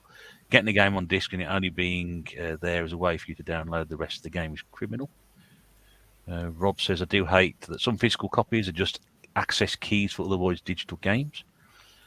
Joe confirms that she's not getting the Resident Evil 4 remake DLC because it's just not for her. The run and gun pay to win, but normally I'm okay with DLC. James, no interest in modern gaming at all. Gordon says people just like a wee moan now and again about trivial stuff. You don't like updates and DLC, then just move on. Yeah, that's what they do. Philip says I'm not really interested in online DLC multiplayer gaming content, which is a bit of a conversation about HMV, but that's fine because we're not really bothered about it. Who cares about HMV nowadays? They're still going, apparently so. Not a game, a terrible shop it is now. Jan Gear War is about the Tekken thing which Pete mentioned a short while ago. Joe says Resident Evil is not for me anymore. It's to run and gun everything. It's no longer my cup of tea. We'll see what comes next, but it's not looking good. I'm going to put £1 in the swear bear jar. Oh, am I? Oh, well, that's it. Technically speaking, no, because that was somebody else's comment. I was just reading it out.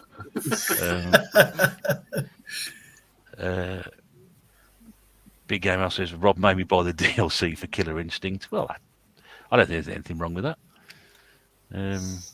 I've just been playing Soul Calibur 4 on PS3, says Philip, when you can unlock characters and the money you gain through finishing the story campaign with your choosing character. Destiny was a 10-year plan right at the start, says Gordon. They announced it back in the day on release. It was pretty exciting at the time. Nearly caught up. Susie says people complain about the half-hour install prior to playing a game now, but on the Amstrad Spectrum you had a half-hour load every time you wanted to play a new game. Not technically, well, multi-loads, yes, there was a lot of loading going on that one, but there was a wait, certainly. But you get a cup of tea before and you make yourself a cup of tea. Now, you could go and have your dinner, then the next morning have your breakfast, and then your lunch, and then your dinner the following day, and then by that time the download content, all the game would have been installed by then. So, Philip says Resident Evil, my favourite game video franchise of all time. Dave says the Switch seems to do physical and digital pretty well. Even if there's an update, it takes seconds. Compare that to the Xbox One updating Red Dead Revolver 2 or Red Dead Redemption 2. That's file size. It's like I was talking to Mark Jody Slasher earlier, and he's like, I'm talking about that So, 140 odd gig thing for Star Wars, and he was like, "Yeah, the next Zelda game coming out is like 18 gig or something like that." It's down to file size. They do really need to come up with a way to compress the games a bit more. That one's mine, by the way. That helicopter.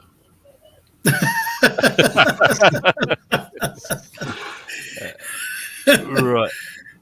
Sean, well, your comments on this particular issue? Yeah, I'm kind of on fence, really. I mean, it's got its positives. I'm going to use No Man's Sky as an example. I mean, it was kind of slated, really, when it was first released, that it had not promised to deliver certain things that it had advertised and such. And obviously, there's been downloadable content patches and what have you. And now it's supposed to be a pretty good game, really. In fact, I was only looking at a video of it the other day, and it looks a lot better, a lot of base building that you can do now and stuff like that. So, yeah, on the positive side, that's turned a game that were heavily, I suppose, slated. I mean, I didn't really get caught in all the hype prior to it. I didn't really know much about it. And when I bought it, I was quite impressed with it. But obviously, the No Man's Sky community, they were the ones that they needed to impress, and I think they have done now. The negatives, as you can guess, I'm gonna mention Warzone, which is, to be honest, it's just a cash cow, and that's a game that involves season passes. And throughout Warzone 1, I bought the season pass every season. I was enjoying the game at the time. With Warzone 2, I haven't bought a season pass yet. It's really taking a lot of warming to. But the trouble is, I'm stuck with the bone bear guns, and the skins. The what guns? Bone bear guns. Bare bone guns. Oh, that's not a Yorkshire thing. I'm just holding my hands up to that. That's not a Yorkshire thing. That's just a Sean thing. Well, Thought some sort of special weapon you could buy. I thought,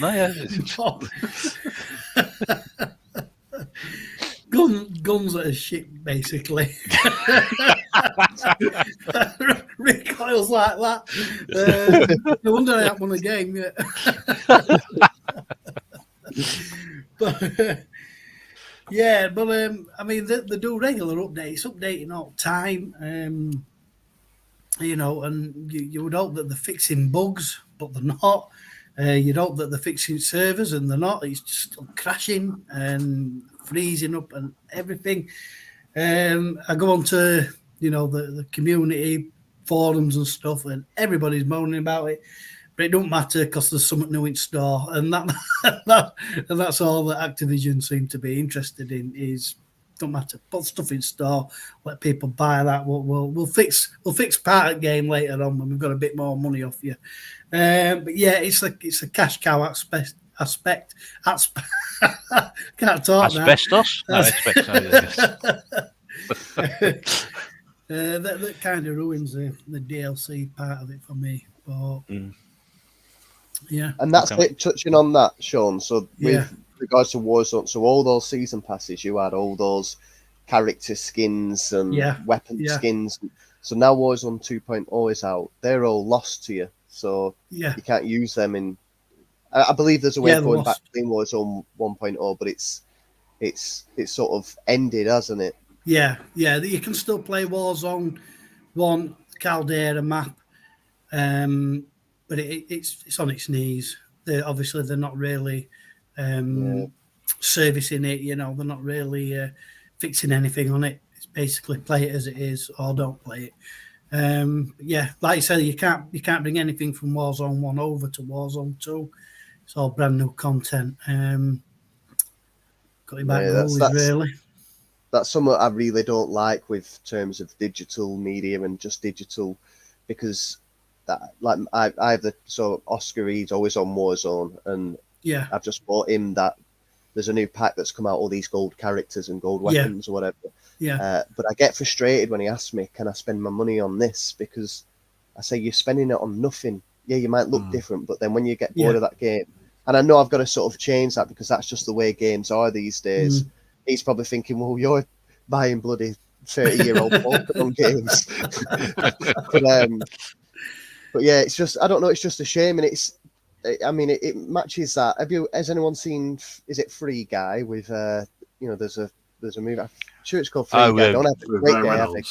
Yeah, Right, yeah. Reynolds, yeah. And it's, they do it I'm on not that. That seeing is literally like Warzone and Warzone 2.0, trying to finish a game just to start a new one and make more money again. But it's just a shame how sometimes it goes that way and you lose everything. But, Yeah. Okay. I mean, Warzone is free. Sorry, Russ. Warzone is free. No. You are getting the game for free, but to really get anywhere with it, you've got to spend some money. My nephews, they used to be like really into like the Skylanders stuff and Disney Infinity and stuff, but they kind of moved on after that to FIFA Ultimate Team, and that's where I absolutely just refuse to spend my money on buying them stuff, because you are just buying nothing. It's at least with like the Skylanders and stuff, you'd got a toy and something like as well as something in the game which actually changes the gameplay. And if you sort of don't want that anymore, you can then go and sell on the toys and stuff and make a bit of money back. They wanted FIFA Ultimate Team just to like pay to unlock stuff that was already in the game. Gabby disagrees. She's well. But yeah, that's when I drew the line at buying stuff like that for my nephews, is FIFA Ultimate Team, because again, it's the same. It's not even like new cosmetics and stuff. It's paying for stuff that's already in the game. It's crazy, but I suppose it's a way that companies are just made to print their own money, isn't it? Really. So that's often. If you want to hear Gabby's opinion on that, Pete's Cash, you can listen to the upcoming tNb gaming podcast. That's coming very shortly. While we have a cat interlude, I'll just go through some of these comments here. What do you think about gaming becoming a streaming service? I'm sure Microsoft want to do away with consoles and make you stream a game from the server on their end. I think eventually, well, in a way, it is as such, isn't it? Getting that way anyway, as it we're going along from there. Rob makes a point. With tapes, you have to load every single time. The other Rob says the best format was a cartridge. Where are we? Cartridge is king. Dylan says, the cartridge is stuck with what is burned to the chips. They're great for longevity, but if the game is broken, you're stuck with it. Gordon says, No Man's Sky, Destiny, Fortnite, COD, Warframe, Genshin Impact. To name a few, are very successful evolving games. I'm not really into them, but they do a good job with what they do. Dylan also says, that being said, quality control was likely better in the kart era. Have you played Rise of the Robots, Dylan? As they knew they had a game to be solid, those developers know they can release something that's not 100% if they can patch it later. Joe says people just move on to the next best popular thing. I don't think they care if old costumes are lost. I'm the same on Fall Guys. How long have I had the same costume on Fall Guys, Sean, since we started playing it? Yeah, I won't change it. I won't change it. That doesn't surprise me at all. Yeah. I'm not interested in changing it. Because your game was broken, you could take it back and get a refund. You could do the same with a 3.5-inch disc game. You just wiped the disc and took it back. So Can you imagine, though, if you wanted to bring like a 50, 60 gigabyte game out on a cartridge, can you imagine how big the cartridge would have to be? Because stuff like the Switch and that are all based on SD card technology now. They're not really true cartridges. So it's like, to actually have a true cartridge with a board inside. You need a small van. Yeah, you need a small van to deliver it, I would have thought. Something like that. Rob says, what's worse with Ultimate Team is you're paying for a chance at better players. No GTE. Guarantee. Philip's off. Good to see you, Phil. Nice for your contribution tonight, mate. Again, very quick point from Dana. I think he's a very good point as well. Ultimate Team is borderline gambling, I feel. Yeah, I think it is. Yeah. I thought EA got bounced on for that at one point. It got banned in certain countries, but it's not banned in our country. Yes. We love gambling and I couldn't be. There's a lot of Exploitation talk. of children and stuff. Yeah, there's a lot of talk about that in the news last week about Yeah. gambling and limits and what have you. So, I'm obviously we're into the last half an hour, so I've got to try and whiz through these last couple of points if I can, chaps. So, although I don't mind going a little bit over because it's bank holiday. I know most of us have got a day off tomorrow, so I might go a little bit over tonight. So, third point on your list, Kieran. I'll just read out what you put here. The gradual move from physical media to physical media that downloads most of the data from the internet, and the eventuality of all digital media. So discussing pros, cons, expectations. So again, I think it touches on a little bit the question or comment we had from Cornerstone earlier about Yeah. games moving more to being streamed over the internet, which is, I believe, where Microsoft wants us to go. Yeah, so I don't have a PlayStation, so I don't have the PS Plus, but on the Xbox, I've got the Xbox Game Pass, and I've had that for the best part of 3 years, almost since it first came out. And the price is great. I'm sure I pay £11, and that gets me Xbox Live Game Pass plus Oscar can have Xbox Live in Game Pass on E. So for two of us, we can download and play such a library of games. And I do utilize it quite a lot. I do play a lot of games on there, and I very rarely buy games now for the Xbox Series X or whatever. In fact, I think I've only ever bought one since I've had this Series X because I just use Game Pass and play the games on that. The only thing is, with Game Pass, you still sort of download the game, so you are downloading it from the internet onto your solid state drive, your hard drive, and you're playing it from there. I know there is that ability to stream, but when you stream anything, so if you take Disney or Netflix or Amazon or anything like that and stream, that requires a lot of internet power. At the moment, we're doing this sort of stream. Oscar's in his room on his Xbox on Warzone, and my wife's watching Netflix, so I'm quite happy that it's somewhat stable. But I will always try and. I mean, I flick through Disney, I flick through Netflix, flick through Amazon, and if I can't find a particular film, so recently I wanted to watch Jurassic World Dominion, and it wasn't on any of those services apart from, I don't know, but it was £10 on Amazon Prime. What? Yeah, £10 to rent to watch it. Whereas I had a quick look at CEX, and I think it was £7 at CEX, so I bought it on Blu-ray. But the quality difference between Blu-ray and Netflix or Disney or any of the others is massive. The sound, the picture quality, and then again, just the fact that if your internet's playing up because of the weather or whatever, or something's happening with the digging up outside or whatnot, you can be sure that you put that disc in and it's playing in amazing quality.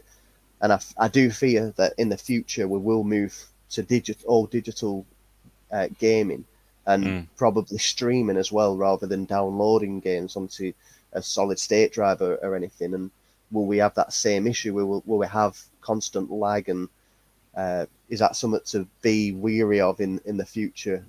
I hope not, but. I think to rent Jurassic World Dominion for £10, I'd want to go to Jurassic World at the same time. Yeah, bloody expensive price for that. I didn't realise that rentals were so expensive.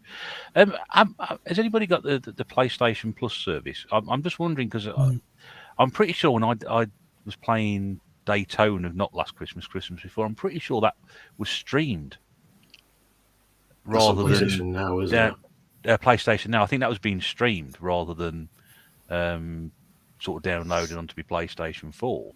And I must be. I mean, we got a fairly good internet service here. I didn't have any problems with that at all. The amount of times I played that, there have been no issues whatsoever. I mean, having Mrs. Bear on the exercise bike charging the internet up at the same time does help. But I didn't find any problems with it. But no, I agree. I think at some point in the future, which I must be, I don't agree with. But then again, I'm old and I don't like change. I don't like the idea of it. I really don't. Because you've got to have a decent internet connection, and we know in this country, in the UK, where we're talking from here, in case anybody's overseas listening, is that we don't have the greatest internet connection across the country. There are certain parts of the country which have got rubbish internet connection. People live. No, Nate, our very own Nate. How does Nate come on here and doesn't have any internet? Poor internet whatsoever. But he lives in Mordor. Yeah, I know he lives in Mordor in a big castle in the middle of nowhere. But it's just. It's just not possible. So it's taking people out of the market effectively. You've got to have an internet connection running at so high. I've noticed doing this, there was a few issues clicking on the comments a minute ago, and I had a quick look, and lo and behold, our internet is doing something else. So I've had to put that on pause while we're doing this in case, I ground to a halt, which is no bad thing. I suppose most people complain about that. Everybody else is working okay, it's fine. Just quick, we've got to Pete and Sean. Duncan's here, Willie Weeble. Late to the party, has anybody shown their collection of used download codes? That's a good idea. We can shut that off.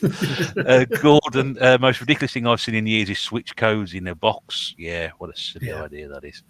Mrs. Beck completely agrees. You don't mind it? No, I mean, it's like the other day I went into Smith's, I got Ollie World for $7.99. It's 25 quid to download it off the store. It's a way that you can get digital stuff on sale without it being an imposed sale from the people who run the consoles and stuff. And you can play the game and you get a nice box for your shelf. So best of both worlds, really. Yeah. I bought these two from Argos to trade in at CEX for a bit of profit. Let's have a quick look. Yeah. Turns out I opened it. I was like, oh no. There we go. I was supposed to say serves you right for trying to make a quick buck, but maybe not. But then again, you've gone to the point of manufacturing the box to put these in. I mean, boxes cost money, don't they? And they're trying to say, I don't know, they're trying to say we're not putting the cartridge in there. They've been doing that since the PS3, though. You used to get PS3 voucher codes in a box. Yeah. It's been going on for a long time, mate. It's been going on for ages, but every time I see cheap Switch games, the first thing I look for is it a download code in the box. Yes, it is. Yeah. I'm not gonna buy it anyway, but that puts me off buying it. Full stop. Joe says I think the new Goosebumps game on Switch is a case of the coding, just very, very strange. Rob said if you do your daily rewards points every day on Xbox, you can get Xbox Game Pass Ultimate essentially for free. Been doing it for over a year now. Look into it, Kieran. So through your rewards, you get it for free. Am I on it enough? I'll have to have a look at that. Yeah, I don't know. Okay. See, it doesn't seem like it. Yeah. Seems too good to be true. Well, we've been doing it for over a year. He is our expert. He knows the Xbox inside out. Jangir agrees with me. It's okay, not all that the new Jurassic Park movie. Where are we? Mark's here, Judge Strock. Digital copies feel like buying legal pirate copies. Privateer copies. That's what you call them, privateer copies. Privateer, yes, that's right. Pakistan, terrible internet connection. There we go. So watching from over there. Dana says, wish I was like Pete, nothing bothered me, but the whole world and everything in it pisses me off. Things bother me, trust me, things bother me. Everything bothers me. Really, really insignificant things bother me, but stuff like that doesn't. Duncan says, my internet is shit, but not the worst. 80 megabyte download on a good day, 0.8 megabyte upload, fibre is not available. Apparently, that's a problem we're going to have. People are going to need a fibre internet connection to get a decent, download speed on it. So there we go. Gordon says, it's silly, I don't want it at all, but I don't want to buy an empty box. Yeah. And that's another pound. Yeah, I'm reading your comment out. Stop swearing in the comments. Pete. Or Gabby, whoever wants to speak. What were we talking about again? What about streaming? Streaming. Yeah. See, I'm against it. I've not used PlayStation now because I don't trust my internet connection. Essentially, I've not tried it. It could be perfect, but I just don't trust it. But go back sort of 10 years, go back 15 years, I was adamant that I needed my CD collection and I needed a CD player. Go back 10 years, I had an iPod and I had all my MP3s and they were going to be there with me because they're my MP3s and they're physical in my hand. Now I've got a Spotify account and I don't own any music. Ages ago, I had a massive DVD collection. I had a fairly. I've still got my Blu-rays, but I don't actually use them. I have Netflix now. That's just that's the kind of through those like mediums. That's how it's gone, and I think it'll probably go that way with gaming as well. They have tried it, and there's been pushback, like with the Google Stadia, which absolutely died on its arse. But I think with the problem with that one is they were still charging. They were still charging full price for the games on Google Stadia. You were still having to pay £50 to download Assassin's Creed, and not actually own it. But I think with like a model like Xbox Game Pass, for instance, where you're paying a subscription and you can download it whatever. I think that's actually a really good way of doing it. And I can see that being the way how it is going forward. A lot of people do that now. Like Ubisoft have got their own thing that they're doing with it. EA have got theirs, which is merged into Game Pass. And I can see it going that way.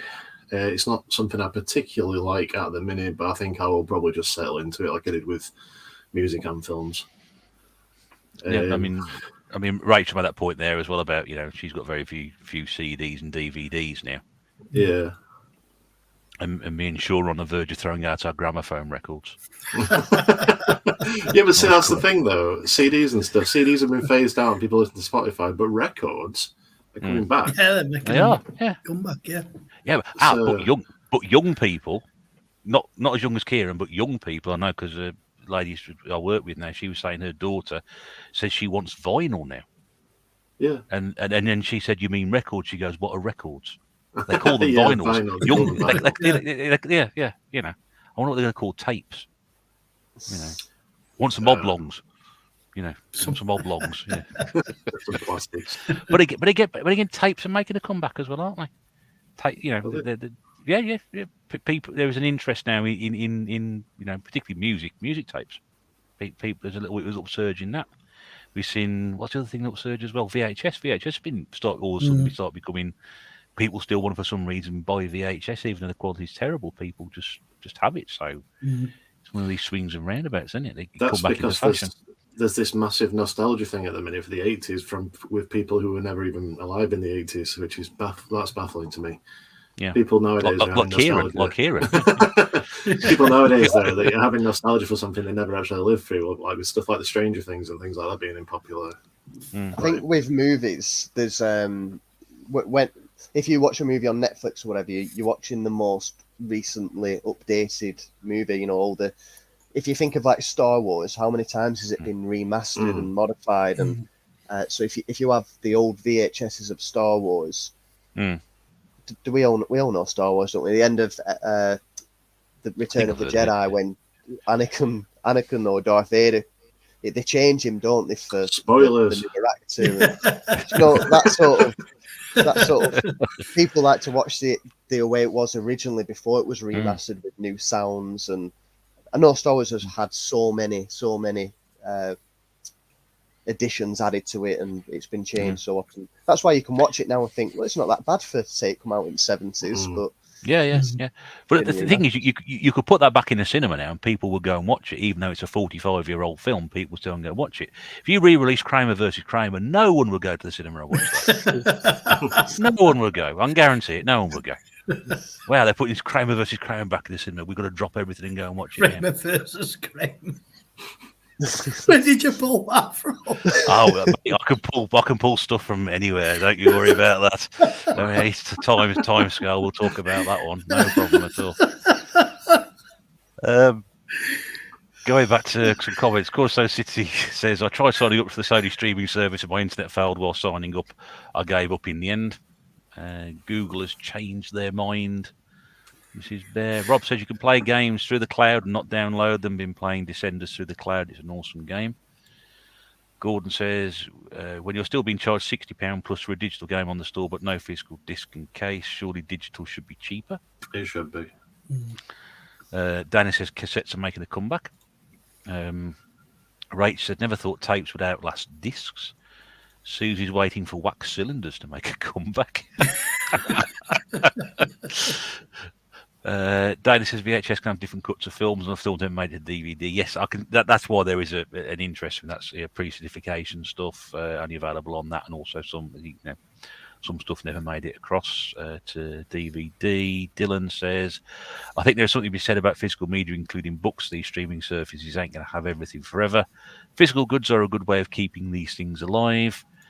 Dave says, still like CDs. I said to a friend, if Dave Grohl from the Foo Fighters came round your house, would you scroll through your list of MP3s on your phone to show him how big a fan you are? I would say, who the hell are you? Get outside of my house. Yeah. I wouldn't show him my collection of CDs out because I didn't have a collection of Foo Fighters CDs. True story. I did once say to somebody that Nirvana was shit, and I was within earshot of Dave Grohl. Did it? Absolute claim to fame. How long before that Kurt Cobain shot himself, and news made it back to him before then? Yeah. I had some bloke say we were crap. Oh no. No, I was at Leeds Festival, and I don't think Nirvana are shit anymore, but back then I did. I don't know if they heard me, but true story. Tape's making a bit of a comeback. A lot of limited edition of albums have been put out on cassettes. Mrs. Bear said boomboxes are where it's at. Yes. Yes, they are. Yeah. Get your boombox upgraded at bluetoothboombox.co.uk. Plug.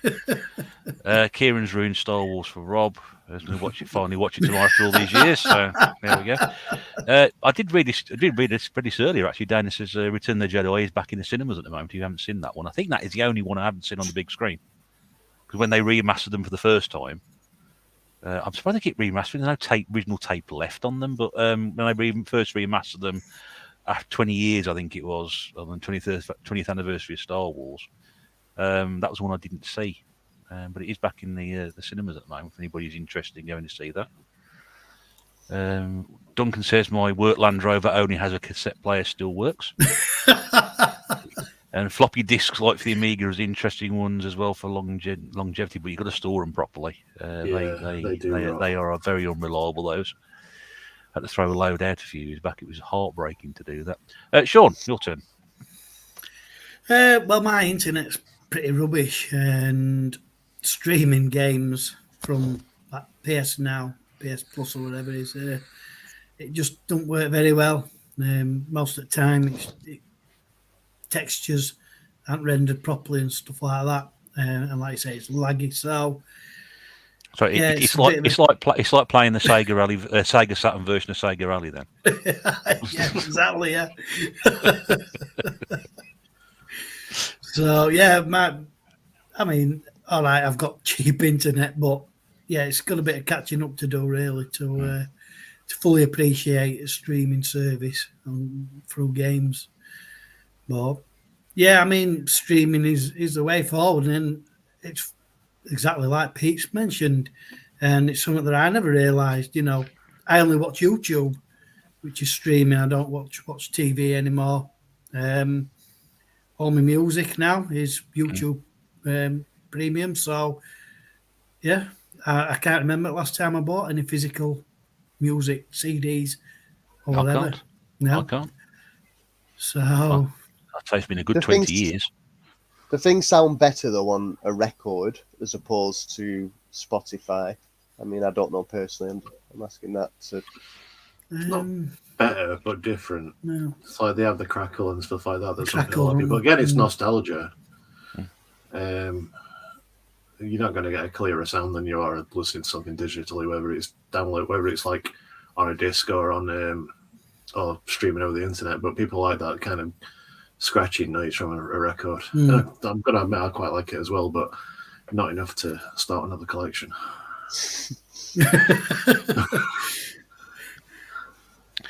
James said he's waiting for mini discs. Remember mini discs to make a comeback? I had a mini disc player. I loved it. I got it for my birthday one year. Absolutely loved it.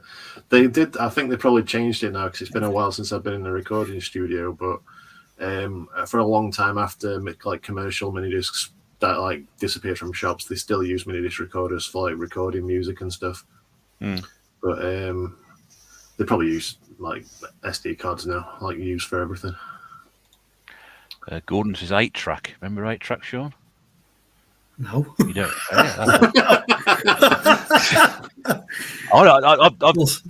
I've never actually had or owned one, or I've seen one in the flesh, but I've seen I've seen a lot of videos about them. Tecmo, well-known YouTube channel. He's done a lot of stuff on 8-track recorders and 8-track tape players. Remember those? So Raz Tendo signing. Good evening, Raz. Hope you're okay, mate. Nice to see you. Rob still buys CDs. Bought 2 Paramore albums last week. If you're playing game digitally on the Xbox, you can listen to music through your headset. Raz still buys CD though, but Spotify does fill a void. Stu said I was talking to a kid who thought 8 tracks were called that because you can only put 8 songs on them. I'm not going to lie, so did I. Never heard of 8-track. I have I've only heard know what it is. Were they even a thing over here? I've only ever heard of them in like American stuff. I think it was very big in America. Very big. They were like these big cartridge tape things that you could plug into your car stereo, weren't they? That's right. And you press a button, it would skip through the tracks. Yeah. There's no fast forward rewinding. You'd sort of press a button and it would skip to the next track. I've seen it on movies. I just never knew what it was. I can remember like certain movies, they're in the car and they plug this big. I never realised that's what it was. Yeah, no, I think that's what it was. That's what it was. Right then, so we're on to the last part. So we managed to make it through. This is actually quite an interesting one. I think a lot of people from a certain generation are going to sort of be interested to hear this one. The loss of couch co-op games. The experience of visiting friends or having friends over to play split screen, have snacks, watch a film, etc. We've now moved to live services and always playing with friends from a distance.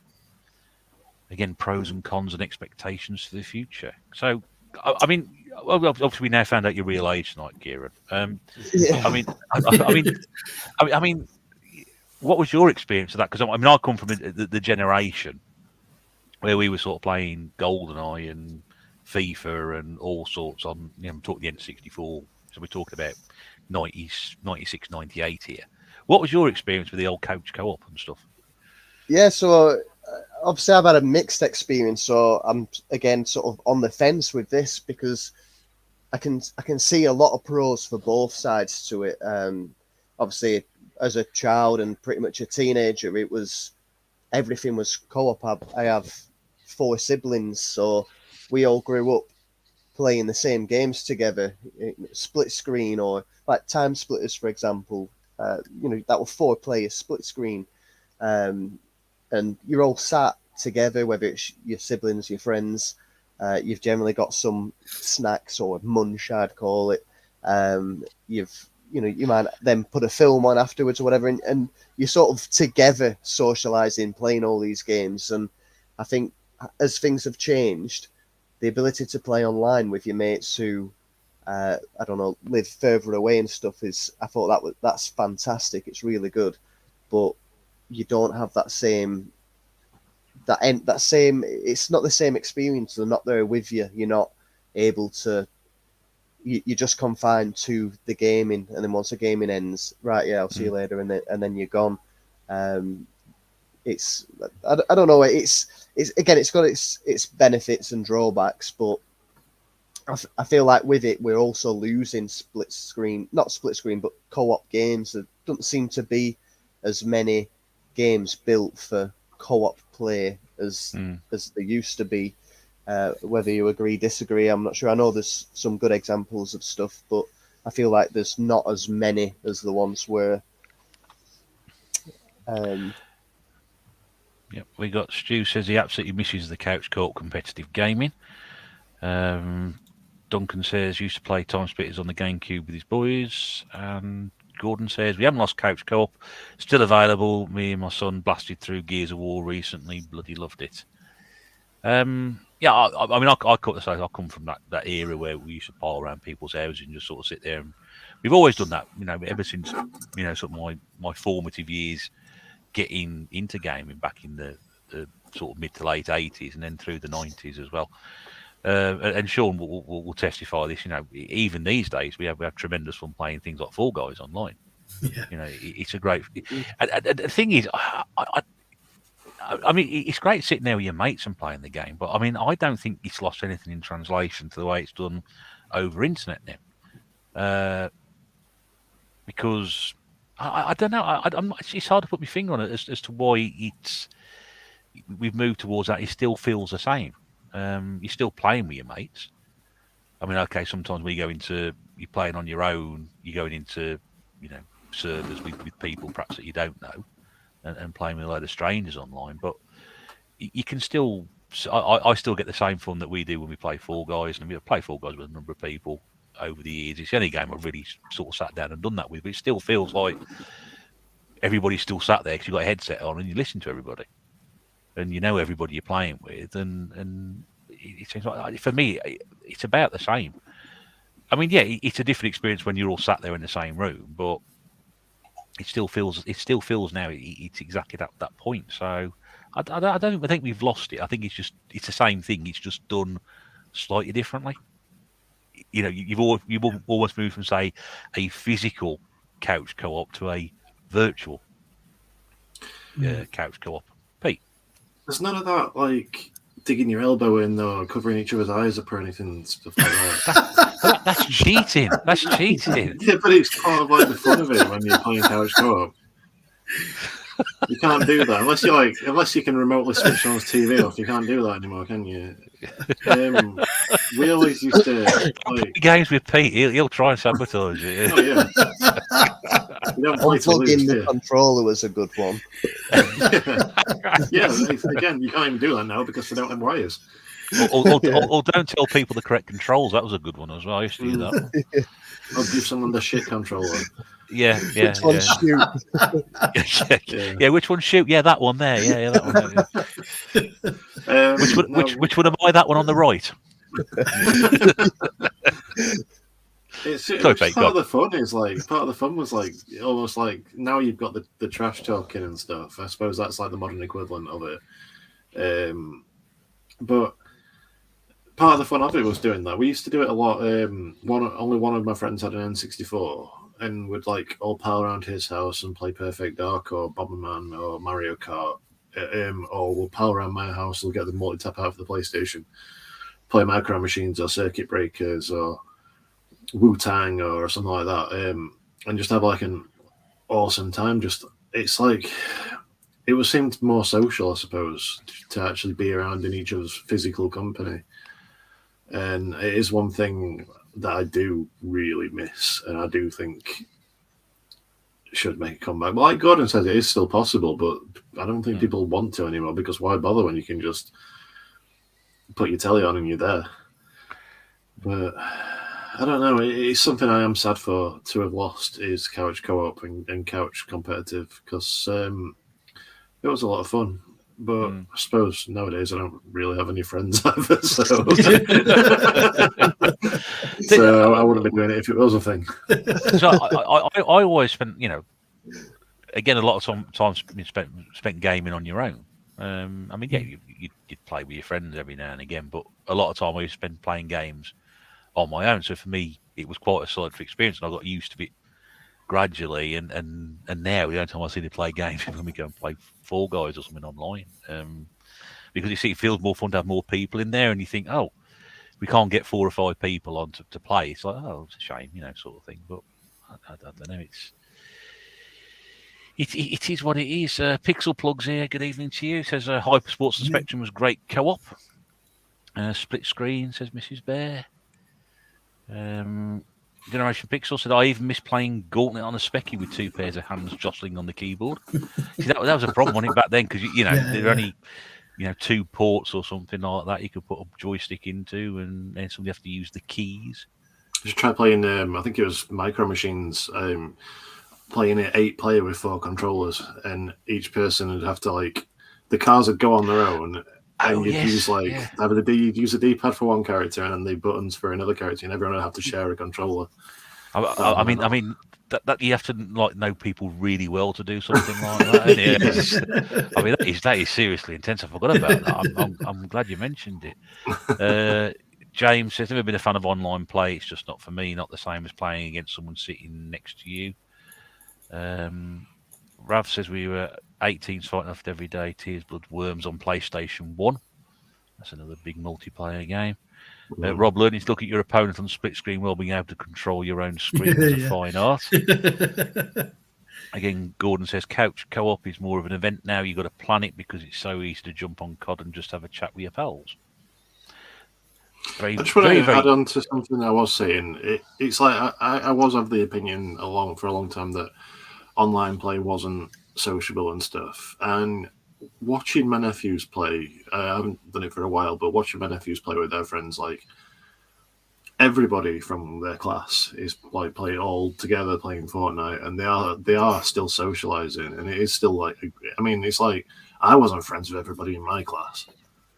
There was people there that I hated, but it's like the whole class, like the whole like year group of the school will all be together playing a game and getting on and being friends and stuff. So in that way, it is kind of like, it is more sociable in a way. But I don't know. To me, I still think that, you know, face to face in a room sort of not confrontation. That's the wrong word. Interaction. Yeah.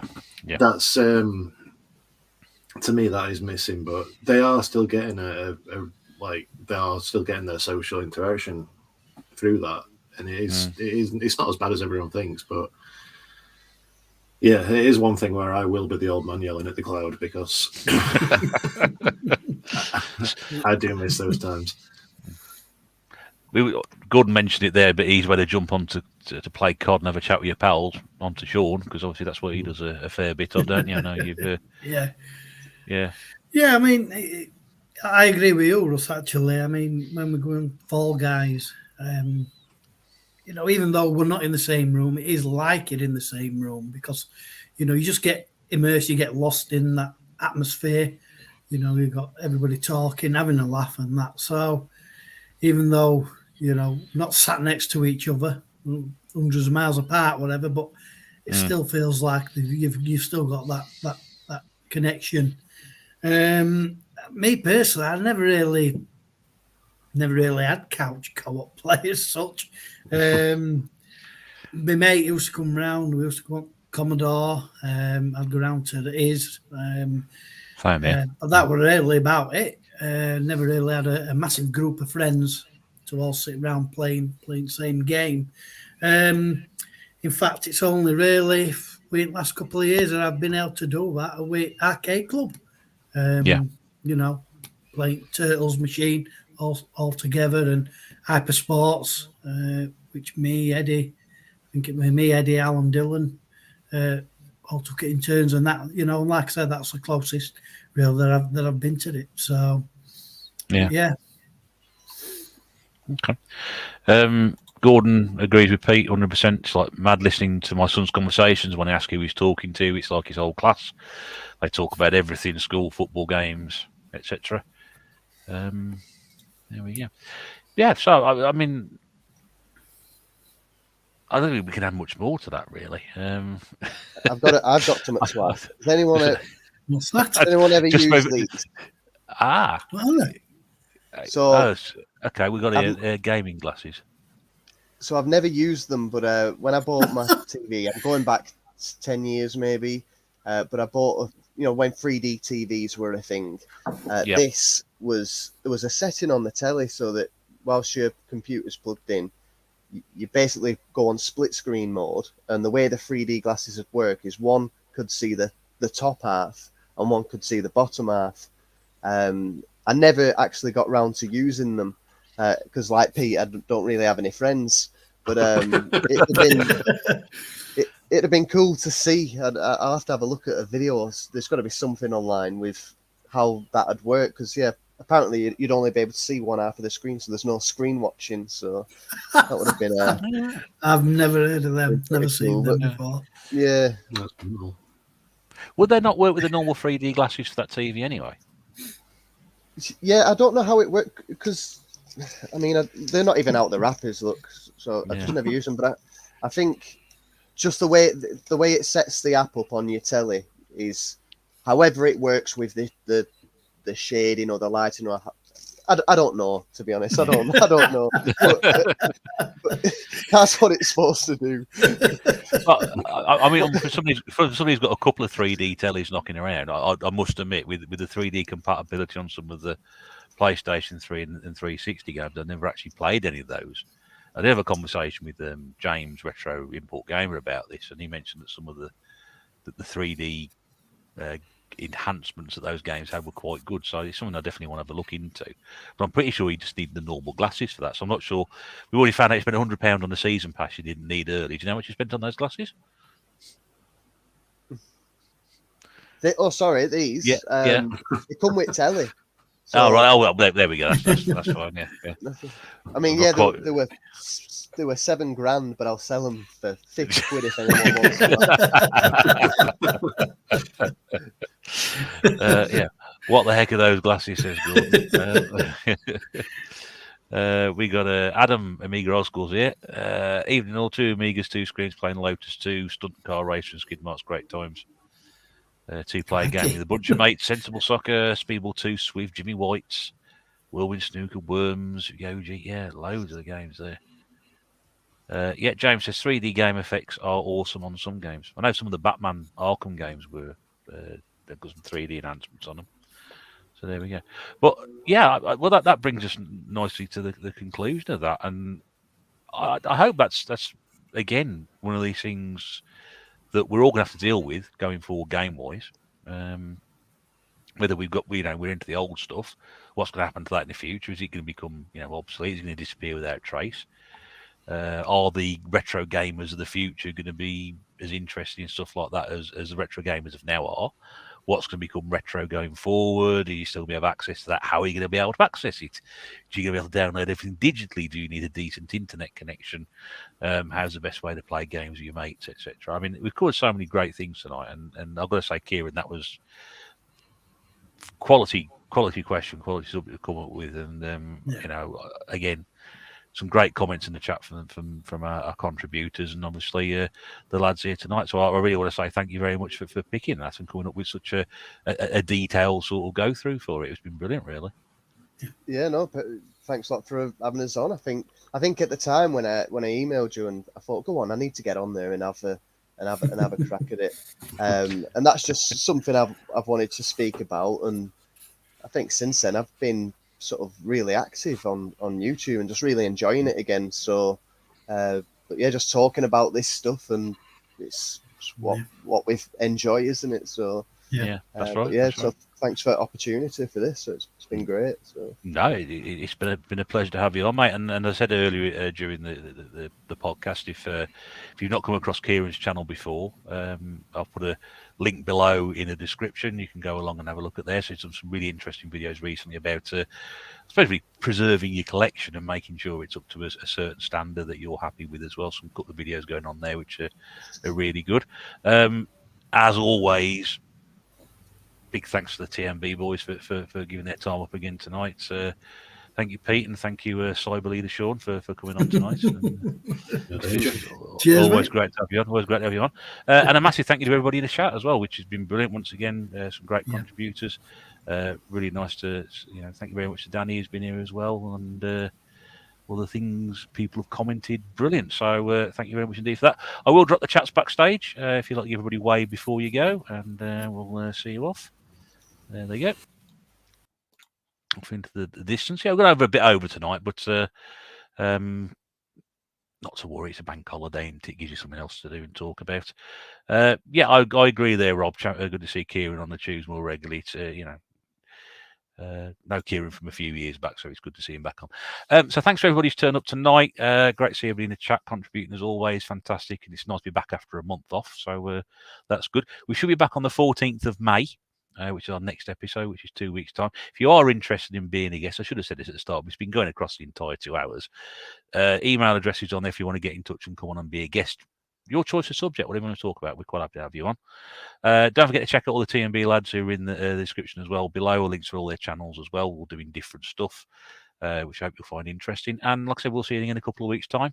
Enjoy the rest of your bank holiday weekend, and enjoy the coronation next weekend as well. Another short week. We love short weeks, bank holidays. Thanks for your company tonight. We'll see you again very soon. But until then, do take care. and bye for now.